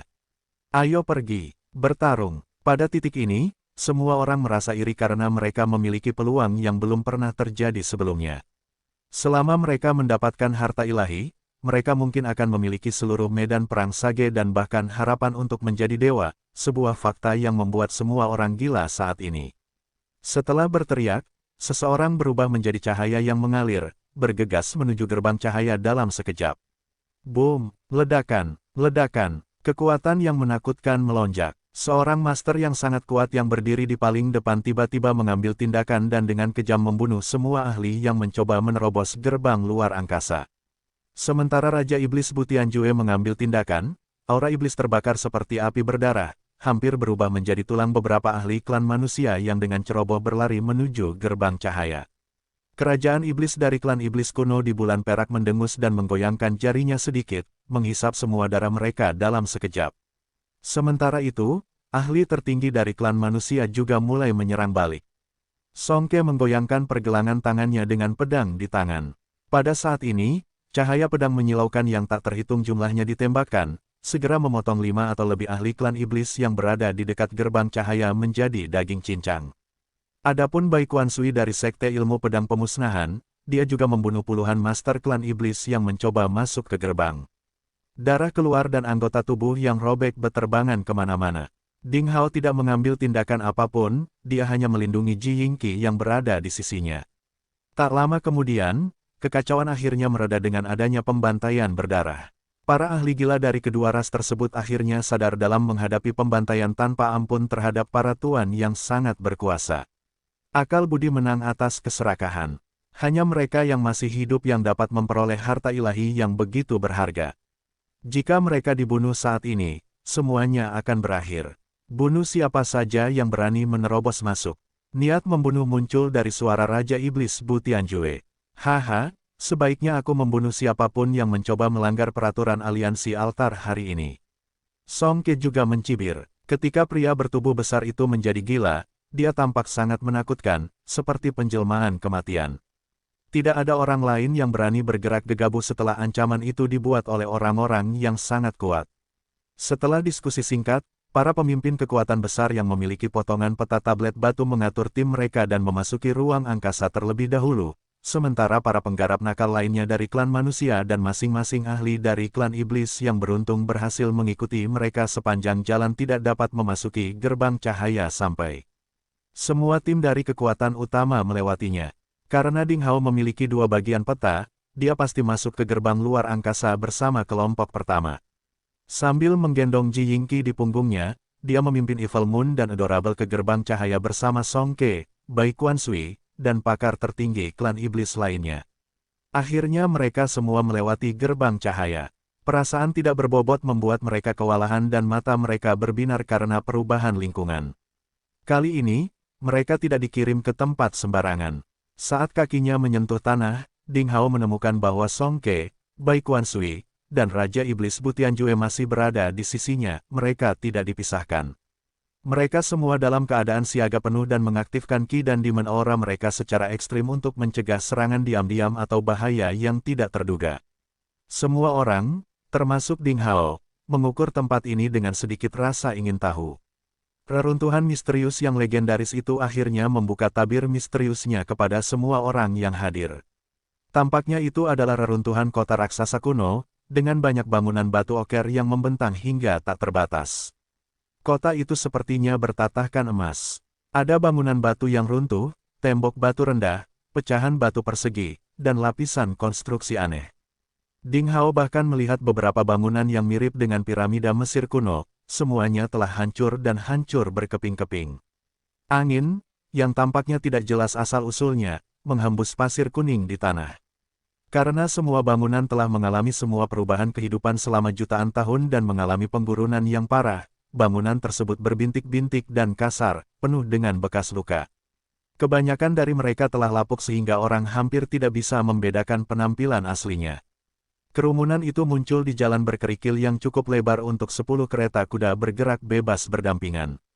Pecahan bebatuan kuning menyebar hingga ke cakrawala. Begitu menginjaknya, mereka bisa membayangkan betapa megahnya kota ini pada masa kejayaannya. Bahkan kota suci raksasa, yang dikenal sebagai kota besar di wilayah utara, sama sekali tidak sebanding dengan skalanya. Itu seperti tempat di mana para dewa dan setan tinggal dalam mitos dan legenda. Inilah reruntuhan misterius. Kesedihan yang tak terlukiskan merasuki udara antara langit dan bumi. Kekuatan penekan yang mirip dengan yang ada di jalan kuno menuju barat semakin jelas. Ding Hao berhasil mengoperasikan Qi-nya tetapi ternyata Qi-nya telah ditekan hingga batasnya. Bahkan master yang kuat di puncak alam kaisar bela diri tidak bisa terbang dalam lingkungan seperti itu, dia hanya bisa bergerak maju selangkah demi selangkah. Yang lebih luar biasa lagi, kekuatan penekan ini memberikan tekanan yang lebih besar kepada pakar yang kuat, dan menjadi lebih kecil bagi pakar yang lebih lemah. Orang-orang seperti Ji Yingqi, yang belum pernah belajar seni bela diri, bebas dari tekanan dan dapat berjalan di jalan berkerikil dengan sangat mudah. Mengi, tiba-tiba datang hembusan angin. Samar-samar terdengar suara aneh ditiup angin. Ding Hao mendengarkan dengan cermat dan mau tidak mau menunjukkan ekspresi takjub. Karena suaranya berubah mengikuti angin. Terkadang terdengar seperti nyanyian pertarungan Roh Kudus, terkadang seperti suara ringkik kuda dan benturan senjata, terkadang seperti suara tangisan orang tua, orang lemah, wanita dan anak-anak yang tak terhitung jumlahnya. Itu juga terdengar seperti lolongan binatang buas, dan terkadang seperti auman setan. Angin seolah menceritakan kembali kisah tentang segala sesuatu yang terjadi di kota kuno. Kota ini tampaknya telah hancur dalam perang, kata Song Ke sambil berpikir sambil melihat ke bangunan yang setengah runtuh di sebelah jalan berkerikil. Mengingat bentuk arena di tempat itu, mereka melihat ke arah arena yang dipenuhi bekas senjata berbintik-bintik, serta beberapa bekas telapak tangan dan kepalan tangan. Dilihat dari samping, separuh dari bangunan batu ini, yang tingginya 100 meter pada masa jayanya, telah lenyap. Ada jejak telapak tangan raksasa yang sangat jelas di dekat tempat dia berada. Jelas sekali bahwa seorang penguasa yang berdaulat telah memukul dengan telapak tangannya di kejauhan, langsung menghancurkan separuh bangunan menjadi bubuk. Dentang! Bai Kuansui memotong batu dengan pedangnya. Percikan terbang kemana-mana. Dia menjerit kaget. Orang lain juga memasang ekspresi muram karena sebenarnya hanya tersisa bekas putih dangkal di batu oker yang tampak membusuk dan tidak mampu bertahan dari satu pukulan pun setelah ahli Bai Kuansui memotongnya. Ding Hao ragu-ragu sejenak dan kemudian meninju batu di sampingnya. Ledakan. Ada bekas kepalan tangan yang tersisa dan batunya tetap tidak rusak. Ding Hao sangat terkejut. Dengan kekuatan yang terkandung dalam pukulannya, bahkan sepotong baja yang ditempa secara menyeluruh pun akan hancur. Namun, batu lapuk di depannya mampu menahannya, dan dia hanya meninggalkan bekas yang dangkal di atasnya. Sungguh batu yang tidak normal. Ketika mereka melihat sekeliling, mereka menemukan bahwa reruntuhan seluruh kota adalah tumpukan batu semacam ini. Sangat sulit bagi mereka untuk membayangkan kekuatan macam apa yang telah menghancurkan kota yang begitu keras dan megah, yang mengalami dekadensi pada masa itu. Kejutan mereka semakin besar ketika mereka melihat jejak telapak tangan besar di arena kuno yang runtuh. Mereka gagal menemukan siapa sebenarnya yang menghancurkan arena besar dan megah yang terbuat dari bebatuan keras hanya dengan satu pukulan dari jarak jauh. Dengan cahaya dan bayangan berkelap-kelip di belakang, ahli klan manusia dan klan iblis lainnya masuk melalui portal secara berurutan. Semua orang tercengang melihat reruntuhan kota sebesar itu. Setelah keributan dan kegembiraan yang singkat, kerumunan itu menyebar ke segala arah seperti sungai dan memasuki wilayah lain di kota yang hancur itu. Para penggarap nakal dan ahli individu dari klan iblis tidak mau bersama dengan orang-orang dari kekuatan besar. Lagi pula, mereka tidak tahu di mana letak harta karun legendaris di kota raksasa ini. Jadi kemungkinan besar mereka akan menemukan beberapa peluang jika mereka berpisah dari kekuatan utama. Jika tidak, mereka akan menimba air dengan saringan begitu mereka menemukan harta karun itu.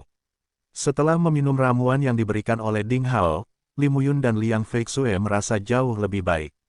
Mereka mengucapkan terima kasih dan mengusir Ding Hao. Kemudian, mereka pergi lebih jauh ke dalam kota bersama lebih dari selusin penggarap jahat dari klan manusia. Meskipun mereka berasal dari sekte yang sama, mereka tampaknya tidak mau mengikuti Ding Hao, karena ada kerenggangan di antara mereka. Tiba-tiba terdengar seruan di dekatnya. Ding Hao menoleh dan melihat beberapa ahli klan iblis yang entah bagaimana telah memasuki arena kuno yang runtuh. Setelah mencari beberapa saat, mereka sepertinya menemukan sesuatu. Sesaat kemudian, Raja Iblis berkepala anjing dengan cepat berlari keluar kegirangan dan berlutut di depan Raja Iblis Butianjue dengan satu lutut. Dia memegang tombak batu pecah di kedua tangannya dan dengan hormat berkata, "Tuan muda, saya menemukan tombak tajam yang tiada taraf." Ding Hao menoleh. Tombak batu sederhana dan tanpa hiasan ini dipoles dengan cara yang paling primitif, sehingga tampak seperti tombak perang kuno yang terkubur di Tiongkok selama ribuan tahun. Ujung tombaknya terbuat dari batu oker, dan badannya yang permukaannya kasar setebal telur bebek. Mengingat bahan magis tertentu yang digunakan, ujung tombak dan tubuhnya terjalin dengan tanaman merambat seperti kulit pohon. Sebagian badan tombaknya patah, seolah-olah telah dipatahkan oleh suatu kekuatan besar. Tombak ini sepertinya adalah alat yang digunakan oleh orang-orang primitif untuk berburu dan tidak akan menarik perhatian bahkan seorang pengemis jika tombak itu muncul di dunia di luar Sage Battlefield. Namun saat ini, hal itu menarik perhatian hampir semua orang. Raja Iblis Butianjue memegang tombak patah di tangannya dan melemparkannya ke arah tertentu. Tombak yang patah itu tanpa suara dimasukkan ke dalam batu seberat 10.000 pon di sebelahnya. Betapa tajamnya! Ding Hao juga terkejut. Dia gagal menghancurkan batu itu dengan seluruh kekuatannya, namun tombak batu yang tampak compang camping itu ternyata berhasil menembusnya seperti tahu. Jadi itu memang harta langka yang mungkin setajam senjata berharga kelas atas. Saat Raja Iblis Butianjue melambaikan tangannya, tombak batu itu berubah menjadi seberkas cahaya putih dan kembali ke tangannya. Dikelilingi oleh Demon Aura yang melonjak, Demon Royal Butianjue mengamatinya dengan cermat dan mengangguk sedikit. Dia menunduk dan bertanya, "Siapa namamu? Kamu berasal dari suku mana?" Setelah mendengar ini, Raja Iblis berkepala anjing sangat gembira dan berkata dengan hormat, "Tuan muda, nama saya Zuan Feng kecil. Saya adalah putra ke-64 dari Demon Royal Xiaotian dari Remnant Blood Mountain di wilayah Anda. Oke, kamu bisa mengunjungi perpustakaan ketigaku dan menjadi salah satu pengawal pribadiku setelah kita kembali ke wilayah utara. Mulai sekarang, klan iblis dari Gunung Darah Sisa akan bebas dari upeti selama 10 tahun. Raja Iblis Butianjue menyerahkan tombak yang patah itu kepada Zuan Feng kecil dan berkata, "Saya telah menyempurnakan tombak batu ini dan tidak ada batasannya, jadi Anda dapat menggunakannya sebagai senjata." Terima kasih banyak, Tuan Muda." Raja Iblis berkepala anjing itu sangat gembira. "Perhatian, klan iblis di wilayahku. Sekarang setelah Anda memasuki ruang ini, Anda harus mencari harta karun dengan kemampuan Anda sendiri. Harta itu akan menjadi milik siapapun yang mendapatkannya. Saya pasti tidak akan membiarkan siapapun yang berani membunuh atau merampok sanak saudaranya dari wilayah yang sama. Tentu saja, saya akan membalaskan dendam Anda jika ada orang luar yang membunuh atau merampok Anda." Suara kuat Raja Iblis Butianjue sekeras guntur. "Betapa murah hati dan bijaksananya Anda, Tuan Muda." Beberapa ahli klan iblis bersorak. Ding Hao juga terkagum-kagum di benaknya. Raja Iblis Butianjue telah memainkan trik yang cerdik, yang membantunya menaklukkan semua iblis dan mendapatkan dukungan dari banyak ahli klan iblis. Meskipun dia hanya memberikan sedikit belas kasihan, talenta klan iblis pasti akan merasa sangat bersyukur karena status bangsawannya. Di masa depan, begitu dia mengambil alih domain tersebut, para master berbakat ini, yang akan menjadi pemimpin klan masing-masing pada saat itu, pasti akan berjanji setia kepadanya. Sepertinya dia selalu meremehkan klan iblis. Dia mengira iblis dari ras buas ini telah memakan daging mentah dan meminum darah, namun dia mengabaikan fakta bahwa klan iblis telah mendominasi tanah tanpa batas selama bertahun-tahun dalam sejarah. Mereka juga telah membentuk berbagai tatanan dan struktur sosial, menciptakan peradaban yang berbeda dari peradaban klan manusia. Faktanya, mereka sama cerdasnya dengan manusia. Ding Hao diam-diam mempertajam kewaspadaannya. Mereka terus bergerak maju. Karena orang-orang dari kekuatan besar masih takut satu sama lain, mereka berjalan bersama dan tidak pernah berpisah. Mereka membuat penemuan-penemuan baru secara berturut-turut. Seseorang menemukan pedang batu yang patah, yang lain menemukan panah lapuk yang tidak dapat menembak, sementara yang lain menemukan pisau dapur yang rusak, tongkat batu yang tampak seperti tongkat penggulung, dan beberapa senjata aneh yang terlihat seperti peralatan pertanian. Meskipun senjata-senjata tersebut memiliki tidak ada kekuatan lain, mereka setajam tombak yang ditemukan Zuan Feng kecil sebelumnya. Sayangnya, karena mereka hanya tajam dan tidak dapat disuntik dengan Qi atau Demon Aura, mereka tidak dapat menghasilkan energi yang sangat besar. Namun, mereka tidak bisa meremehkan senjata batu tersebut. Karena mereka sangat tajam sehingga mereka bahkan bisa menghancurkan pertahanan seorang ahli di puncak alam kaisar bela diri. Mereka bisa menjadi kartu truf yang mengintimidasi jika digunakan dengan benar. Selama periode ini, Ding Hao juga menemukan sesuatu. Dia menemukan busur batu lengkap dengan tali busur, tetapi busur itu telah dikeraskan seluruhnya sehingga tidak dapat ditarik. Dia memegang busur batu dan melambaikannya dengan santai, merobohkan dinding batu tebal di dekatnya. Mengingat kekuatannya, Ding Hao memutuskan untuk menyimpannya.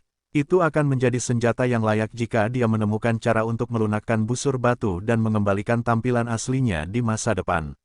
Selain busur batu, Ding Hao juga menemukan 7 atau 8 potongan batu seperti pedang batu dan pedang batu. Dalam pandangannya, benda-benda itu bukanlah tandingan pedang berkarat dan pedang iblis. Meski tidak berguna, mereka tetap bisa dianggap sebagai harta kecil, mereka bisa dimasukkan ke dalam senjata berharga dari sekte pencari ilmu pedang. Setelah berjalan sekitar setengah hari, mereka melihat semakin banyak reruntuhan. Kota-kota yang hancur itu seperti sebuah labirin, dengan jalan-jalan yang membentang ke segala arah, banyak bangunan yang runtuh, sungai-sungai yang mengering, pepohonan yang membatu, dan pasir yang tebal, itu seperti sebuah kota kuno raksasa yang hilang dalam arus deras ruang dan waktu. Sayangnya, mereka tidak melihat siapapun, bahkan kerangka pun selama ini. Ding Hao mengangkat kepalanya dan melihat ke kejauhan. Dia mencium aroma samar rumput. Itu adalah bau ramuan dan obat-obatan ilahi. Pada saat berikutnya, Raja Iblis Butianjue, Raja Iblis dari klan Iblis kuno Bulan Perak, Song Ke, dan Bai Kuan Sui juga menemukan sesuatu. Angka-angka mulai berkedip. Beberapa ahli tertinggi hampir secara bersamaan bergerak dan berlari ke depan, meninggalkan hantu di tanah. Tempat yang mengeluarkan aroma rumput menumbuhkan tumbuhan surgawi. Dikatakan bahwa ada kebun ramuan yang ditinggalkan oleh para dewa di reruntuhan misterius, di mana orang dapat menemukan semua ramuan ajaib dan obat-obatan berharga yang telah punah di seluruh dunia. Mengambil salah satu darinya saja dapat membantu seseorang segera berubah menjadi orang suci atau membangkitkan orang mati. Bahkan para ahli yang berada di akhir hayatnya dapat menikmati kehidupan kedua setelah mereka meminum ramuan tersebut. Memang sulit bagi seniman bela diri untuk menahan godaan seperti itu. Karena aroma rumput melayang tertiup angin, kemungkinan besar taman ramuan dewa berada tepat di depan mereka. Dalam sekejap mata, samar-samar mereka bisa melihat lapangan hijau subur di depan. Ramuan surgawi yang tak terhitung jumlahnya sama lazimnya dengan wortel di petak sayuran. Tubuh raksasa mereka menunjukkan bahwa mereka setidaknya berusia puluhan ribu tahun. Beberapa dari mereka telah tumbuh dalam bentuk manusia, yang berarti mereka akan menjadi tumbuhan deiform dan mungkin akan mengembangkan kebijaksanaan dalam beberapa tahun. Tumbuhan itu hanya tumbuh di pinggir taman. Bisa dibayangkan bahwa beberapa obat-obatan berharga yang luar biasa tumbuh di kedalaman kebun herbal ini. Mata para ahli dari kedua klan itu cerah. Mereka berlari liar dengan mata merah, seperti kelinci melihat wortel yang manis dan lezat dalam jumlah besar. Sial, ini memang kebun ramuan dewa. Teriak Lagu Ke. Haha, ramuan surgawi yang luar biasa, kita semua bergantung pada kemampuan kita sendiri. Siapapun yang berani menghentikanku akan mati. Mata kerajaan iblis dari klan iblis kuno di Bulan Perak berbinar penuh semangat. Beberapa ahli tertinggi berlari secepat yang mereka bisa. Para ahli dari klan iblis seperti kerajaan iblis dari klan iblis kuno Bulan Perak dan kerajaan iblis Butianjue bahkan menunjukkan bentuk binatang aslinya. Mereka berlari dengan 4 kuku dan berakselerasi seperti anak panah meninggalkan busur. Meskipun kebun ramuan ini memiliki radius 1 atau 2 kilometer, semua orang ingin menjadi yang pertama menyerbu masuk. Su Xiao-Xiao, wanita misterius dengan api, Lin Tianyu dan beberapa lainnya, yang berada sedikit di belakang para ahli tertinggi itu, menjadi gila saat sehat. Angin bertiup di bawah kaki Ding Hao, dan pemandangan surut dengan kecepatan tinggi. Membawa Ji Yingqi di punggungnya, dia, seperti ketapel berbentuk manusia, berlari sangat cepat. Dia bergerak sekitar ratusan meter setelah dia melompat dan jauh di depan yang lain. Kekuatan fisik Ding Hao sebanding dengan kaisar bela diri dengan 2 lubang dan tidak ada duanya di antara semua master top, meskipun Qi-nya sedang ditekan. Dia mempertahankan petunjuk yang aman, bahkan ketika dia menggendong seseorang di punggungnya. Namun, setelah melepaskan Divine Sense-nya, Ding Hao tiba-tiba menyadari sesuatu dan berhenti. Beberapa sosok muncul di hadapannya. Sesaat kemudian, 4 atau 5 suara bentrok terdengar.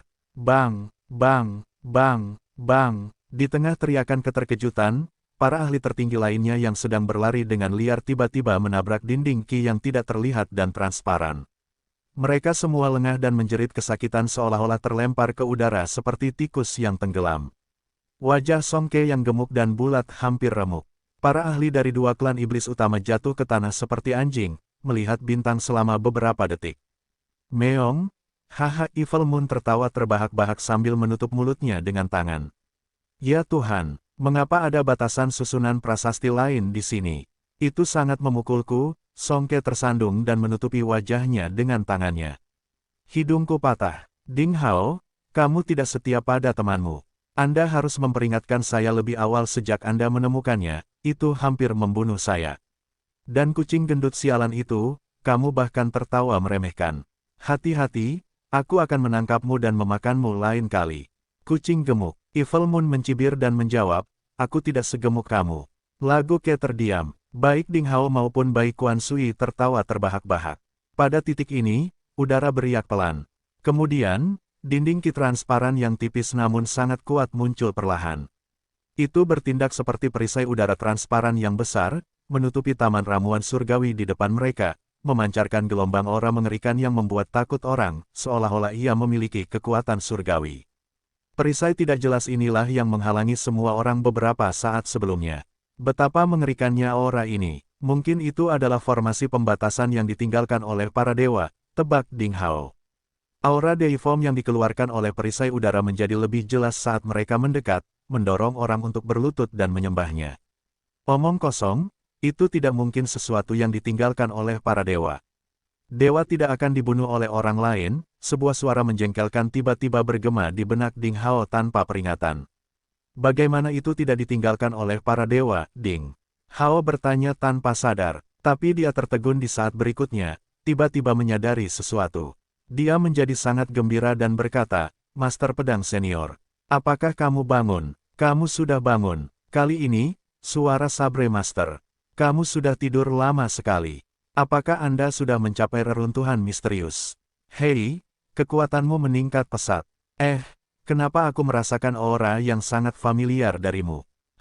Dua pendahulu, kamu sudah bangun sekarang, bagus sekali. Aku sangat mengkhawatirkanmu kali ini. Apakah kamu baik-baik saja? Ding Hao bahagia dari lubuk hatinya, seolah keluarganya yang telah lama hilang akhirnya bersatu kembali. Kamu memang punya hati nurani.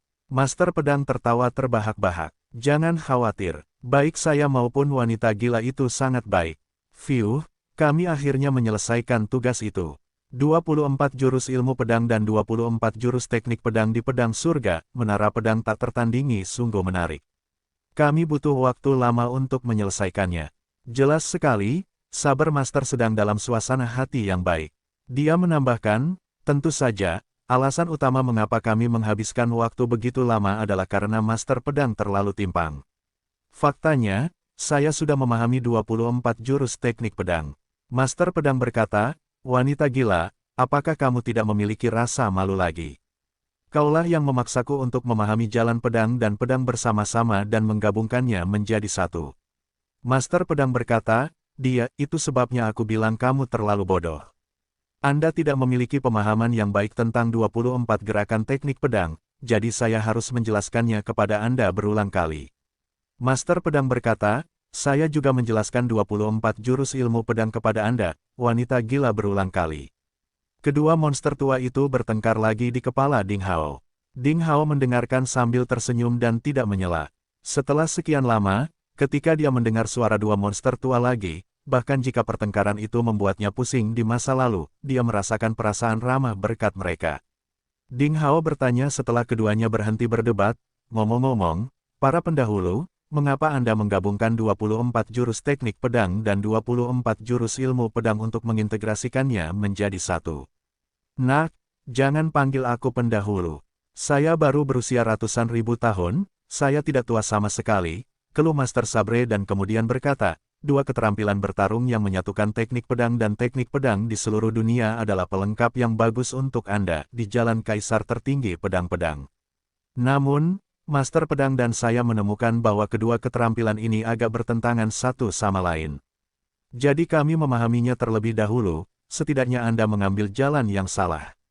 Dan saat kami memberikannya kepada Anda, kami akan menguasainya secara menyeluruh. Yah, memang kedua rangkaian keterampilan bertarung ini diciptakan oleh dua orang yang berbeda, jadi tidak harmonis. Selain itu, pasti ada keluhan di antara kedua orang tersebut saat itu. Konsepsi artistik dari keterampilan bertarung sedikit bertolak belakang satu sama lain. Jika kamu ingin mengintegrasikannya sendiri, aku khawatir itu akan memakan banyak waktu dan kamu akan mudah tersesat, Sword Master menambahkan. Setelah mendengar ini, Ding Hao bersyukur. Meskipun kedua monster tua itu memiliki latar belakang yang misterius dan selalu tertutup, mereka sangat baik padaku tanpa meminta imbalan apapun. Setelah sekian lama bergaul, mereka seperti anggota keluarga bagi saya, pikir Ding Hao. Baginya, mereka seperti kakek dan neneknya. Terima kasih, kakek pedang dan nenek pedang. Ding Hao mengungkapkan rasa terima kasihnya dari lubuk hatinya dan mengubah cara dia menyapa mereka. Cek, ada apa dengan kakek ini? Master Pedang tidak bisa berkata-kata. Nak, jangan terlalu sentimental. Anda lebih baik memanggil saya pendahulu. Sabre Master juga bereaksi secara emosional. Dia berkata, Nak, saya masih sangat muda. Ingat, panggil aku Saber Sister di masa depan. Jangan panggil aku nenek, mengerti? Ding Hao, baiklah, anggap saja aku tidak mengatakan apa-apa. Setelah bercanda, suasana hati Ding Hao jauh lebih baik. Kembalinya kedua monster tua itu membuat Ding Hao merasa ada masa depan cerah di depannya, dan untuk sementara dia melupakan kekhawatirannya tentang Lilan. Ding Hao hendak bertanya kepada Master Pedang dan Master Pedang tentang asal-muasal situs misterius ini. Apa yang dikatakan Master Pedang sebelumnya sepertinya menunjukkan bahwa dia sangat familiar dengan reruntuhan kota. Namun saat ini, Song Ke yang berada di sebelahnya tiba-tiba berseru. Dia menunjuk ke taman herbal dewa di depannya dan berkata dengan terkejut, Hei! Apa yang sedang terjadi? Apakah ada orang di dalam? Ding Hao melihat ke arah yang dia tunjuk dan juga sedikit terkejut. Melalui perisai transparan, terlihat bahwa di dalam hutan yang rimbun, sesosok tubuh gemuk sedang menyelinap ke tepi, mengenakan rok yang terbuat dari dedaunan dan topi jerami. Apa yang terjadi? Apakah itu semangat rumput ajaib? Semua orang menebak-nebak dalam pikiran mereka. Menurut legenda, ramuan ajaib tingkat tertinggi, setelah bertahun-tahun menyerap esensi matahari dan bulan, serta ki spiritual langit dan bumi, dapat berubah menjadi manusia dengan kebijaksanaan. Mereka bahkan bisa menjadi ahli yang tak tertandingi. Sosok di hadapannya sepertinya hanyalah seorang anak laki-laki berusia sekitar 15 atau 16 tahun. Dia putih dan bersih dan ditutupi oleh dedaunan. Karena dia bersembunyi di tumpukan ramuan ajaib, wajahnya tidak terlihat jelas. Namun, bau kaca hijau ada di sekujur tubuhnya, yang berarti dia pastilah roh rumput ajaib. Saya pertama kali melihat ramuan ajaib ini. Itu milikku. Pria gendut bernama Song Ke berteriak. Dia, jadi kenapa? Tidak masalah apakah Anda bisa melihatnya dari kejauhan. Itu milik siapapun yang menangkapnya. Kerajaan iblis dari klan iblis kuno di bulan perak mencibir. Setiap orang mempunyai pikiran yang mendambakan. Ramuan ajaib yang telah berubah menjadi bentuk manusia pasti sebanding dengan harta surgawi manapun. Setelah meminumnya, bukan tidak mungkin untuk menjadi orang suci. Itu bisa membuat orang biasa yang sekarat menjadi tuan yang tiada taranya, dan membuat hewan memiliki kebijaksanaan dan berevolusi menjadi ahli iblis dengan darah bangsawan. Semuanya, kecilkan suaramu. Semangat ramuan memiliki kecerdasan. Jangan menakutinya. Tidak akan mudah menemukannya jika ia bersembunyi. Bai Kuan Sui memperingatkan dengan suara rendah. Semua orang menjadi diam, namun terjadi perubahan yang sama sekali tidak terduga di saat berikutnya. Sosok yang tersembunyi di rumput ajaib tiba-tiba melompat keluar dari belakang dan bergegas ke arah kerumunan di luar perisai transparan. Hai, semangat ramuan ajaib yang penuh gairah. Bukankah dikatakan bahwa mereka semua pemalu? Song Ke tertegun lalu tertawa. Haha, aku mengerti. Lihatlah anak ini. Dia bertubuh bagus dan berotot seperti saya. Dia pasti melihatku dan menganggapku miliknya terlebih dahulu. Haha, berhentilah memikirkannya. Aku akan menjadi pemiliknya. Semua orang mengerucutkan bibir dengan jijik. Pria gendut ini gemuk seperti babi, dan dia bahkan berani mengatakan bahwa dia bertubuh bagus. Namun, roh itu benar-benar berlari ke arahnya seolah-olah dia sedang menanggapi pria gendut itu. Ia terlihat sangat bersemangat, dan masih bergumam dalam bahasa misterius pengobatan spiritual. Ia berlari dengan liar seolah-olah telah melihat kerabatnya. Haha, sayang, kami sangat mirip satu sama lain. Cepat kemari, datang ke mangkukku. Fatty Song sangat senang hingga dia mengeluarkan perkakas berbentuk mangkuk dan tertawa terbahak-bahak. Dia berseri-seri dan sangat bersemangat. Semua orang bingung, apakah roh itu benar-benar akan mengakui pria gendut ini, yang ukurannya hampir sama dengan tuannya. Seharusnya tidak demikian. Menurut catatan, dikatakan bahwa roh biasanya takut pada manusia. Mereka akan segera bersembunyi jika ada kesempatan. Hanya para ahli tak tertandingi dengan keberuntungan luar biasa yang akan menyukai harta langka semacam ini yang akan mengenali mereka sebagai tuan dan menemani mereka selama sisa hidup mereka. Para ahli tertinggi di tanah tanpa batas mungkin ditemani oleh roh. Namun, Song Ke, si pria gendut, bukanlah yang terkuat di antara kami meskipun kekuatannya menakutkan. Mengapa roh berharga ini berlari ke arahnya? Ding Hao juga sedikit bingung. Yah, sosok roh ini sepertinya sedikit familiar. Ding Hao tiba-tiba menyadari sesuatu. Ding Hao tiba-tiba merasa sosok ini sepertinya familiar. Mungkinkah sebuah nama muncul di benak Ding Hao, dan dia tidak dapat mempercayainya. Sesaat kemudian, ratapan memilukan membuktikan dugaan Ding Hao. Kakak senior Ding, kamu akhirnya sampai di sini. Cepat, keluarkan aku dari tempat sialan ini. Aku belum makan stik drum yang direbus selama hampir setengah tahun. Roh ajaib bergegas menuju perisai transparan dan menangis sambil berbaring di atasnya. Tangisannya begitu menyedihkan dan ekspresinya sangat sedih, bahkan batu pun akan bersimpati padanya. Senyuman di wajah Song Ke membeku. Saat itulah yang lain akhirnya mengerti apa yang sedang terjadi. Ternyata roh ajaib itu bukan datang untuknya, melainkan untuk Ding Hao yang berada di sebelah Song Ke. Tetapi mengapa ia menyebut Ding Hao sebagai kakak senior Ding? Mengapa Ding Hao bisa bertemu kakak senior atau kakak mudanya di mana saja? Orang macam apa mereka yang berasal dari sekte yang sama? Mengapa mereka begitu aneh? Ding Hao tidak percaya dengan apa yang dilihatnya. Dia berteriak tanpa sadar, Ren Xiaoyao, kakak muda Ren. Benarkah itu kamu? Bagaimana ini mungkin? Bagaimana kamu sampai di sini? Ding Hao tidak pernah menyangka akan bertemu dengan bocah gendut ini dalam keadaan seperti itu. Ketika Ding Hao memasuki Sage Battlefield, dia memberinya cincin perak yang memiliki telepati, tetapi kemudian tidak ada reaksi. Agaknya, kemampuan penginderaan antar cincin diblokir oleh perisai transparan yang aneh ini. Bu Ho, kakak senior Ding, tolong temukan cara untuk mengeluarkanku. Aku ingin makan stik drum, sayap ayam, betis babi, daging babi rebus. Ren Xiaoyao menangis keras seolah dia baru saja melihat orang tuanya. Dia menangis begitu keras hingga dia tidak bisa menyelesaikan kata-katanya. Wajah kecilnya yang gemuk dipenuhi air mata. Ding Hao saat itu yakin bahwa pria gemuk kecil yang menangis itu memang Ren Xiaoyao. Bagaimana kamu sampai di sini? Ding Hao bertanya sambil tersenyum masam. Yang lain juga sangat penasaran. Dengan 11 loh batu, mereka telah melewati bahaya yang tak terhitung jumlahnya hingga nyaris tidak berhasil. Mereka semua mengalami luka. Sudah pasti tidak ada orang lain yang datang sebelum mereka, tapi dari mana datangnya pria gemuk kecil ini? Semua ahli top berjalan paling cepat, dan mereka pergi jauh ke dalam reruntuhan misterius. Mustahil bagi lelaki kecil gendut ini untuk mengejar ketinggalan. Satu-satunya penjelasan adalah bahwa lelaki kecil gendut itu sudah lama berada di sana. Saya dikirim ke sini segera setelah saya memasuki Sage Battlefield di gunung belakang kota suci raksasa, kata Ren Xiaoyao dengan ingus dan air mata di wajahnya. Semua orang tiba-tiba tercengang. Mereka memikirkan banyak jawaban. Misalnya, mereka percaya pria kecil gendut ini berpetualang di Sage Battlefield, atau dia datang ke sini dengan menggunakan metode lain. Tapi mereka tidak pernah menyangka bahwa Ren Xiaoyao akan memasuki Taman Jamu Dewa ini sejak hari pertama, tidak, saat dia memasuki medan perang Sage. Dengan kata lain, pria gendut ini telah berada di Taman Jamu Dewa selama hampir setengah tahun.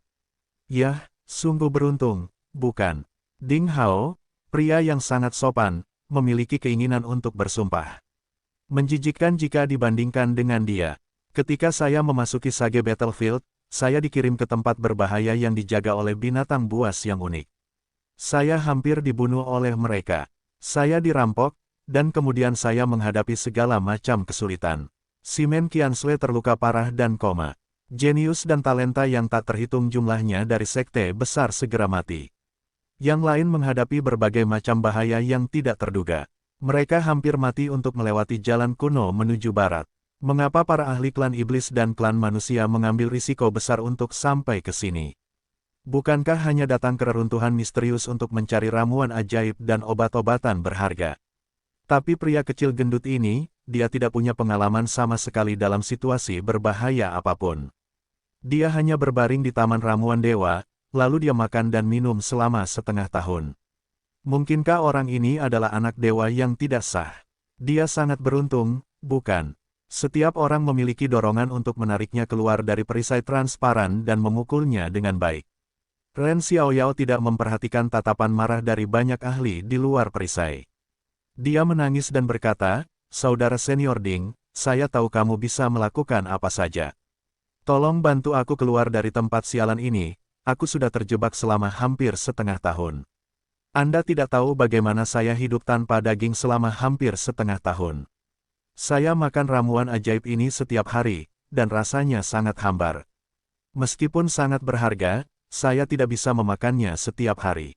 Percaya atau tidak, kotoranku berwarna hijau setiap kali aku pergi, dan itu bisa membangkitkan orang mati." Wajah semua ahli tingkat atas menjadi pucat setelah mendengar kata-katanya. Pria gendut sialan, bukankah enak makan ramuan ajaib setiap hari? Bagaimana Anda bisa mengeluh tentang petualangan yang diimpikan orang lain? Kamu hanya pamer. Dia pasti sedang pamer. Meskipun orang-orang yang hadir semuanya adalah orang-orang berpangkat tinggi, mereka akan menjadi balistik saat ini. Bahkan mulut Ding Hao tidak bisa menahan kedutan, dia ingin meraih pria kecil gendut itu dan memukulinya. Tuhan sangat menyayanginya. Dia telah memakan ramuan ajaib di Taman Ramuan Dewa selama setengah tahun. Dia adalah obat berbentuk manusia dalam arti tertentu. Saya yakin jika dia direbus, dagingnya akan lebih efektif daripada banyak obat ajaib. Oh, kakak senior Ding, tolong temukan solusinya. Aku jadi gila, aku bahkan tidak punya pakaian untuk dipakai. Saya hanya bisa menggunakan daun dan kulit kayu ini sebagai gestring.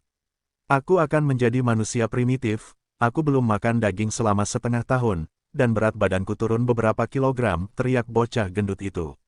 Semua orang menjadi gelap karena marah. Kamu yang gendut. Kamu lebih gemuk dariku. Beraninya kamu mengatakan bahwa berat badanmu turun karena kelaparan, Song Ke mengutuk dengan marah. Ding Hao tahu bahwa Ren Xiaoyao tidak berbohong. Dia hiperaktif, selalu mencari hiburan. Ia dikurung di area kecil dengan radius kurang dari 4 km. Dia tidak punya teman, tidak ada daging atau anggur, dan dia hanya punya tanaman herbal. Beruntung dia tidak menjadi gila. Pada saat ini, para ahli tertinggi telah putus asa. Para pecinta kuliner mungkin telah memakan semua tanaman herbal di Taman Ramuan Dewa Dalam. Waktu setengah tahun, hal-hal yang benar-benar bagus telah dimakan oleh orang ini. Kami telah bekerja sangat keras untuk datang ke sini, tetapi kami hanya dapat menemukan sisa makanan yang ditinggalkan oleh orang ini. Mari kita cari cara untuk membuka perisai transparan ini terlebih dahulu. Ding Hao melamar. Masing-masing ahli tertinggi melepaskan serangan mereka yang paling kuat, tetapi kekuatan mengerikan mereka tidak membuat banyak perbedaan pada perisainya. Ia tidak bisa menembus penghalang sama sekali. Kita tidak bisa menunda lebih lama lagi. Ding Hao berpikir sejenak, lalu dia mengeluarkan pedang berkarat dari cincin penyimpanan dan perlahan menyuntikkan Hell Ice Ki ke dalamnya. Karat pada bilahnya mulai rontok dan berubah menjadi api merah yang berputar-putar di sekitar pedang. Bilahnya berkilau seperti batu giok dan pada saat berikutnya, ki tertinggi perlahan menyebar darinya yang mengejutkan semua orang. Song Ke, Bai Kuan Sui, Demon Royal Bu Tianjue, Demon Royal dari klan Demon kuno Silver Moon, dan para ahli lainnya langsung menjadi pucat. Apakah ini senjata Dewa Perang? Kekuatan Maha Guru. Astaga, aku tidak percaya ada hal seperti itu. Pedang berkarat ini mengerikan. Beberapa ahli lain dengan kekuatan lebih rendah berseru dan memandang Ding Hao dengan lebih kagum. Beberapa orang lengah dan hanya merasa bahwa di bawah tekanan ki tertinggi pada pedang berkarat, mereka kemungkinan besar akan berubah menjadi pasta daging kapan saja. Jiwa mereka terguncang, tubuh mereka hampir hancur dan wajah mereka pucat, jadi mereka mundur dengan cepat. Hanya Su Xiao-xiao yang centil, yang pernah melihat kekuatan pedang berkarat Ding Hao sebelumnya, yang menguatkan dirinya untuk mundur. Pergi. Ding Hao tidak mengaktifkan pedang berkarat itu dengan seluruh kekuatannya, dia hanya melepaskan sedikit ki tertinggi di pedangnya. Tiba-tiba, dia menghunus pedangnya dan menebas perisai transparan itu. Hiss, itu adalah suara kain yang terkoyak. Perisai transparan yang keras akhirnya dikalahkan oleh untaian ki tertinggi ini. Dengan suara retakan yang keras, retakan rapi muncul di perisai. Ding Hao menyarungkan pedangnya, dia melintas ke kebun herbal. Angka-angka muncul. Dalam sekejap mata, para ahli tertinggi lainnya masuk satu demi satu. Raja Iblis, Bu Tianjue, tiba-tiba mencoba menangkap Ren Xiaoyao tanpa mengucapkan sepatah kata pun. Beberapa ahli tertinggi dari klan Iblis juga membidik Ren Xiaoyao. Ding Hao sepertinya sudah menduga ini. Dia mengayunkan pedangnya yang berkarat, dan langsung melindungi Ren Xiaoyao. Wajahnya dingin dan ada niat membunuh di antara kedua alisnya. Dia mencibir dan berkata, semuanya, apa maksudmu dengan ini? Serahkan beberapa ramuan surgawi, kata Bu Tianjue kata demi kata. Orang ini sudah lama berada di Divine Herb Garden, jadi dia pasti sudah mengumpulkan semua barang berharga di area tersebut. Permintaan kami sangat sederhana, selama kamu mengambil 2/3 ramuan ilahi, kami akan mengampuni nyawanya. Raja Iblis dari klan Iblis kuno di bulan perak berkata dengan hati-hati. Itu benar. Karena kita telah melalui begitu banyak kesulitan untuk datang ke sini, mengapa kita harus membiarkan dia mendapatkan hal-hal baik tanpa usaha apapun? Kata iblis ajaib misterius yang telah merebut kembali villa kuno Sky Holding. Dia diselimuti Demon Aura dan dia juga penuh dengan niat membunuh. Ding Hao tertawa dan berkata, di altar pengorbanan, kami membuat kesepakatan bahwa setelah memasuki reruntuhan misterius kami dapat melakukan apapun yang diizinkan oleh kekuatan kami. Di satu sisi, kakak muda saya Ren Xiaoyao tidak melakukan trik apapun. Di sisi lain, dia tidak mengambil harta itu dengan paksa. Semua ini adalah keberuntungannya. Anda ingin mendapatkan 2/3-nya. Omong kosong yang bodoh. Kakak senior Ding, Ren Xiaoyao bersembunyi di belakang Ding Hao, mengambil 2 daun besar dan meletakkannya di depan selangkangannya. Dia berkata dengan suara rendah, singkirkan itu. Apakah Anda punya pakaian tambahan? Beri aku beberapa pakaian. Ding Hao tidak bisa berkata-kata dan dengan santai melemparkannya setelan cadangan dari ring penyimpanan. Si kecil gendut memakainya dengan cepat dan merasa jauh lebih nyaman. Dia berkata dengan air mata mengalir di wajahnya, rasanya luar biasa sekali. Saya senang memakai pakaian. Pada saat ini, Ren Xiaoyao juga menyadari bahwa Master Iblis di depannya ini sangat kuat, dan ada juga banyak pembantu yang wilayahnya tidak dapat dia ceritakan. Jadi dia pasti tidak bisa menolaknya. Dia juga menyadari bahwa situasinya sangat buruk. Dia tidak ingin Ding Hao terlibat. Dia segera melambaikan tangannya dan berkata, semuanya, jangan berkelahi. Dengarkan aku, saya tidak mendapatkan obat langka dan berharga. Semuanya adalah ramuan ajaib biasa. Ada banyak hal seperti itu di sini. Tidak perlu bertarung. Hei, si kecil gendut, jika kamu tidak ingin aku menangkapmu dan membuatkan semangkuk obat darimu, serahkan cincin penyimpananmu. Kerajaan iblis dari klan iblis kuno di bulan perak tidak mendengarkannya sama sekali. Saya pikir si kecil berlemak itu pasti telah memakan banyak ramuan dan obat-obatan ilahi selama 6 bulan terakhir di Taman Ramuan Ilahi. Dia sudah terlihat seperti obat langka. Mengapa kita tidak mengubahnya menjadi pil? Itu pasti akan bermanfaat bagi kita, seorang ahli dari klan iblis berkata dan tertawa dengan muram. Kamu, Ren Xiaoyao tahu bahwa para ahli iblis ini jelas-jelas mencoba merampoknya. Tidak ada gunanya menjelaskan. Dia tidak menyangka akan menemui hal seperti itu. Untuk sesaat, dia juga sedikit bingung. Para ahli di alam kaisar iblis berada di luar kemampuanku. Tak seorang pun di seluruh provinsi salju bisa mengalahkan mereka. Apakah kita ditakdirkan untuk mati hari ini? Namun, Ding Hao tertawa terbahak-bahak. Sekelompok yang mencari kematian. Adik laki-laki saya berbaik hati menjelaskannya kepada Anda. Jangan bersyukur. Saya memberitahu Anda sekarang untuk membuang ide tersebut, apalagi mencoba mendapatkan 2/3 dari ramuan ini. Jika Anda tidak yakin, datang dan coba. Mari kita lihat apakah kepalamu lebih keras dari pedang di tanganku atau tidak. Segera setelah dia selesai berbicara, potongan kepingan salju kristal berjatuhan di sekitar Ding Hao dan membuat udara menjadi dingin. Qi yang kuat mulai menyebar secara diam-diam. Kamu, Ding Hao, jangan terlalu sombong. Kamu sendirian. Apakah kamu ingin bertarung melawan klan iblisku? Raja Iblis, kata Bu Tianjue dengan marah. Dia mencibir dan melanjutkan, jangan mengira hanya kamu yang memiliki senjata tertinggi. Jika kamu tidak mau menyerah, maka bertarunglah. Ding Hao tangguh dan tidak mundur sama sekali. Kamu, Raja Iblis dari klan Iblis kuno di Silver Moon berkata dengan marah, apakah kamu ingin meminum semua ramuan dan obat surgawi untuk dirimu sendiri? Anda tidak pernah puas. Hati-hati, jangan sampai perutmu meregang. Ding Hao tidak ingin membuang waktu, jadi dia berkata, saya hanya ingin melakukan ini. Apa yang bisa kamu lakukan padaku? Kamu, kedua Raja Iblis itu sangat marah. Mereka tidak mengira Ding Hao akan sekuat itu, bahkan lebih buruk lagi jika dibandingkan dengan pria gendut yang tidak bermoral, Song Ke. Kedua pria itu sangat marah hingga mereka dipenuhi dengan Demon Aura. Mereka hampir mengambil tindakan dalam sekejap, tetapi kewarasan terakhir mereka menahan dorongan untuk mengambil tindakan. Terjadi konfrontasi, dan sejumlah besar ahli klan iblis mengepung mereka. Jika Ding Hao tidak menunjukkan kekuatan pedang berkarat itu, mungkin kedua Kaisar Iblis akan benar-benar mulai bertarung. Bagaimanapun, mereka berdua berasal dari klan besar yang bergengsi, dengan akar yang dalam dan kartu truf di tangan.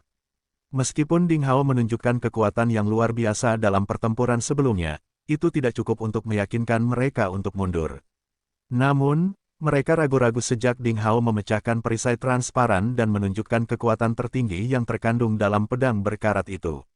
Jika mereka bertarung secara terbuka, sulit untuk mengatakan siapa yang akan menang. Pria kecil gendut, Ren Xiaoyao, juga sedikit bingung dan kaget. Rencana awalnya adalah menyerahkan cincin penyimpanannya dan hal-hal semacam itu jika semuanya gagal. Betapapun berharganya harta karun itu, harta itu akan berhenti berharga jika tidak ada orang yang hidup untuk menggunakannya. Hal terpenting saat ini adalah menjaga nyawanya dan Ding Hao. Tapi kemudian, menilai situasi saat ini, kakak senior Ding Hao tidak takut pada satu pun dari kerajaan iblis besar itu. Yang lebih mengejutkannya adalah bahwa kedua kerajaan iblis itu waspada terhadap Ding Hao, mereka bahkan ragu untuk bergerak. Kapan kakak senior Ding menjadi begitu kuat? Dia bahkan tidak peduli dengan Demon Royals. Apakah saya melewatkan kabar baik dalam 6 bulan terakhir ketika saya terjebak di kebun herbal ini? Ren Xiaoyao, yang secara bertahap memahami situasinya, akhirnya menghela nafas lega. Dia tidak terburu-buru menyerahkan ruang penyimpanan. Lagu Ke, bagaimana menurutmu? Beginikah cara klan manusia melakukan sesuatu? Itu terlalu sombong. Kerajaan iblis dari klan iblis kuno di bulan perak memandang ke arah Song Ke yang gemuk dan besar. Sialan kamu, apa yang bisa aku katakan? Tentu saja, saya berada di pihak saudara baik saya Ding Hao. Klan iblismu selalu sombong. Mengapa klan manusia tidak bisa melakukan hal yang sama? Song Ke tertawa keras dan berkata dengan sinis, Ding Hao benar. Jika kamu tidak setuju, datang dan lawan aku. Orang gemuk besar ini juga merupakan orang yang tidak menyerah pada paksaan atau bujukan. Tanpa mengucapkan sepatah kata pun, Bai Kuansui dari Sekte Ilmu Pedang Pemusnahan bergerak ke samping Ding Hao, berdiri berdampingan, menunjukkan posisinya. Suasana tiba-tiba memadat. Akhirnya terjadi keretakan yang memecah perdamaian antara dua klan besar tersebut. Pertarungan sengit sepertinya tak terhindarkan.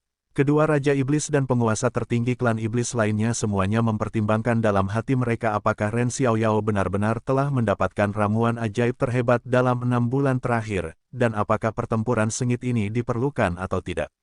Namun, pada saat ini, Ren Xiaoyao, yang diperlakukan seperti sepotong daging segar di talenan, tiba-tiba mengalihkan pandangannya dan berjalan ke arah Song Ke yang gemuk untuk membisikkan beberapa informasi.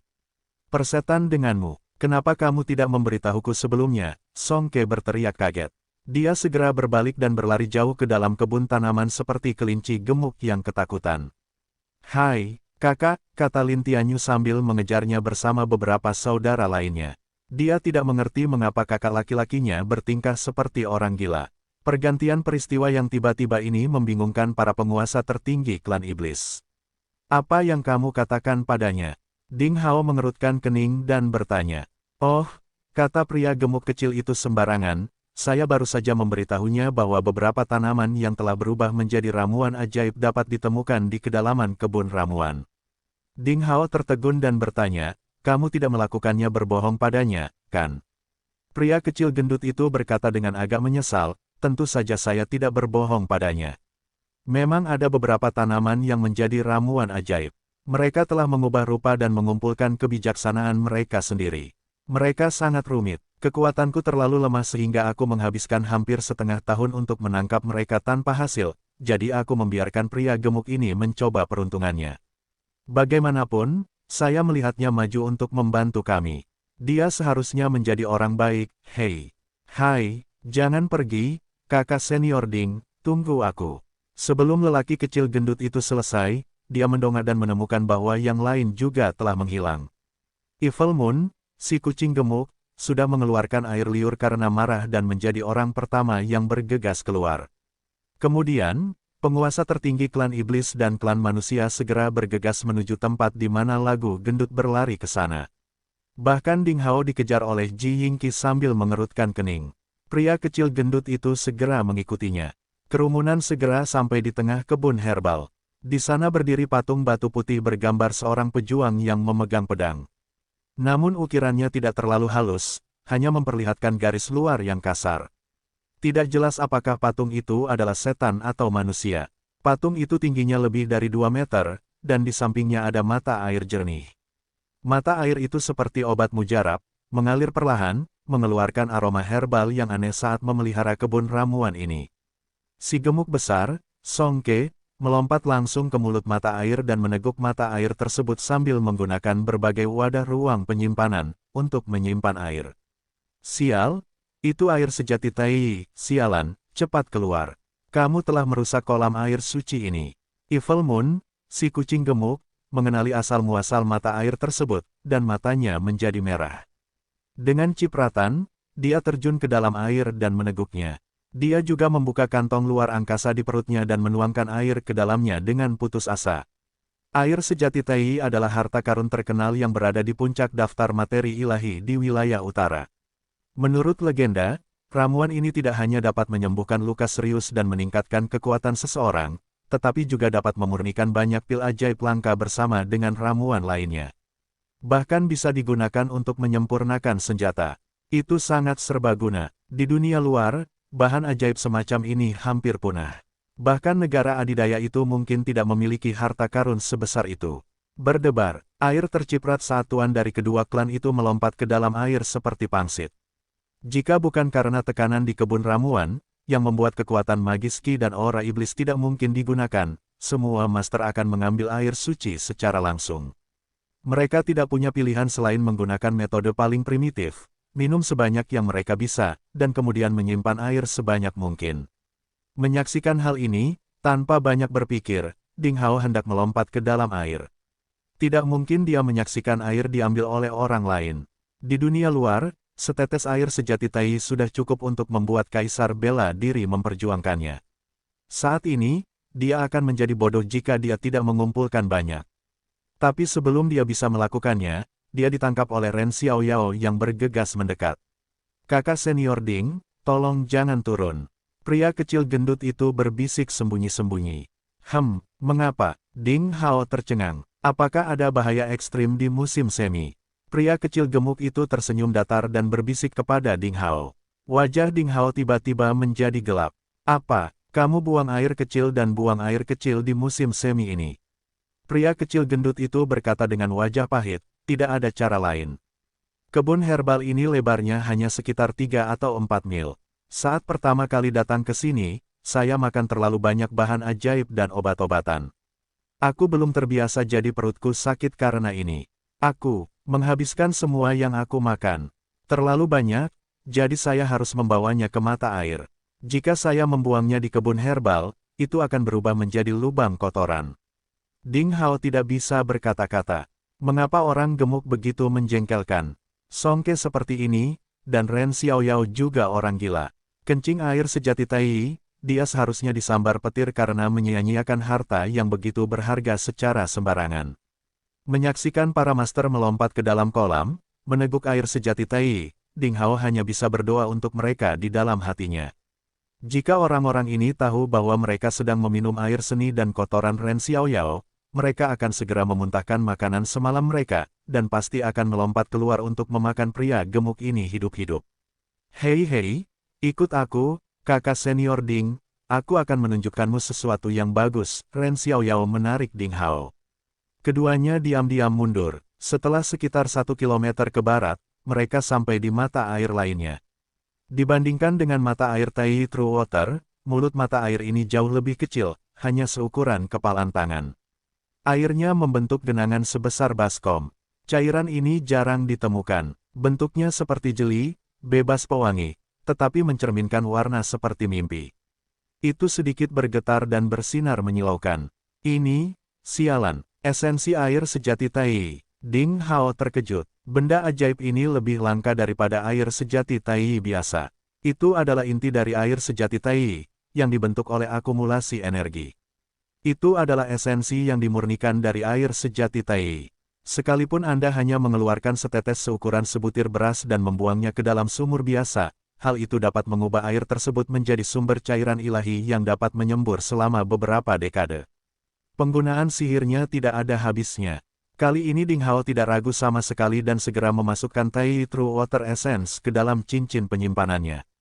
Dia bahkan menggali 3 kaki ke dalam tanah, bahkan tidak melepaskan pasir di sekitarnya. Setelah diberi nutrisi oleh esensi air sejati Tai, pasir dan lumpur juga telah diberi khasiat obat, yang berarti dapat digunakan untuk memurnikan berbagai jenis ramuan atau untuk mengubah medan. Jika mereka dibawa kembali ke sekte dan ditaburkan ke kebun ramuan, mereka bisa mengubah kebun ramuan biasa menjadi ladang dewa dan mungkin menghasilkan beberapa bahan ajaib dan obat-obatan. Setelah menggali mulut mata air esensi air sejati Tai, Ding Hao bertanya, ngomong-ngomong, di mana bahan ajaib dan obat-obatan berharga?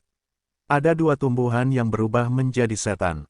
Salah satunya adalah Blood Jade King Ginseng, dan yang lainnya adalah Sky Hammer Grass. Saya hanya melihatnya beberapa kali dalam 6 bulan terakhir. Kedua lelaki tua ini bahkan lebih licik daripada rubah. Aku sudah memikirkan banyak cara, tapi bukan hanya gagal menangkapnya, aku juga tertipu olehnya. Oh ya, kekuatan mereka juga menakutkan. Mereka mahir dalam segala jenis teknik melarikan diri.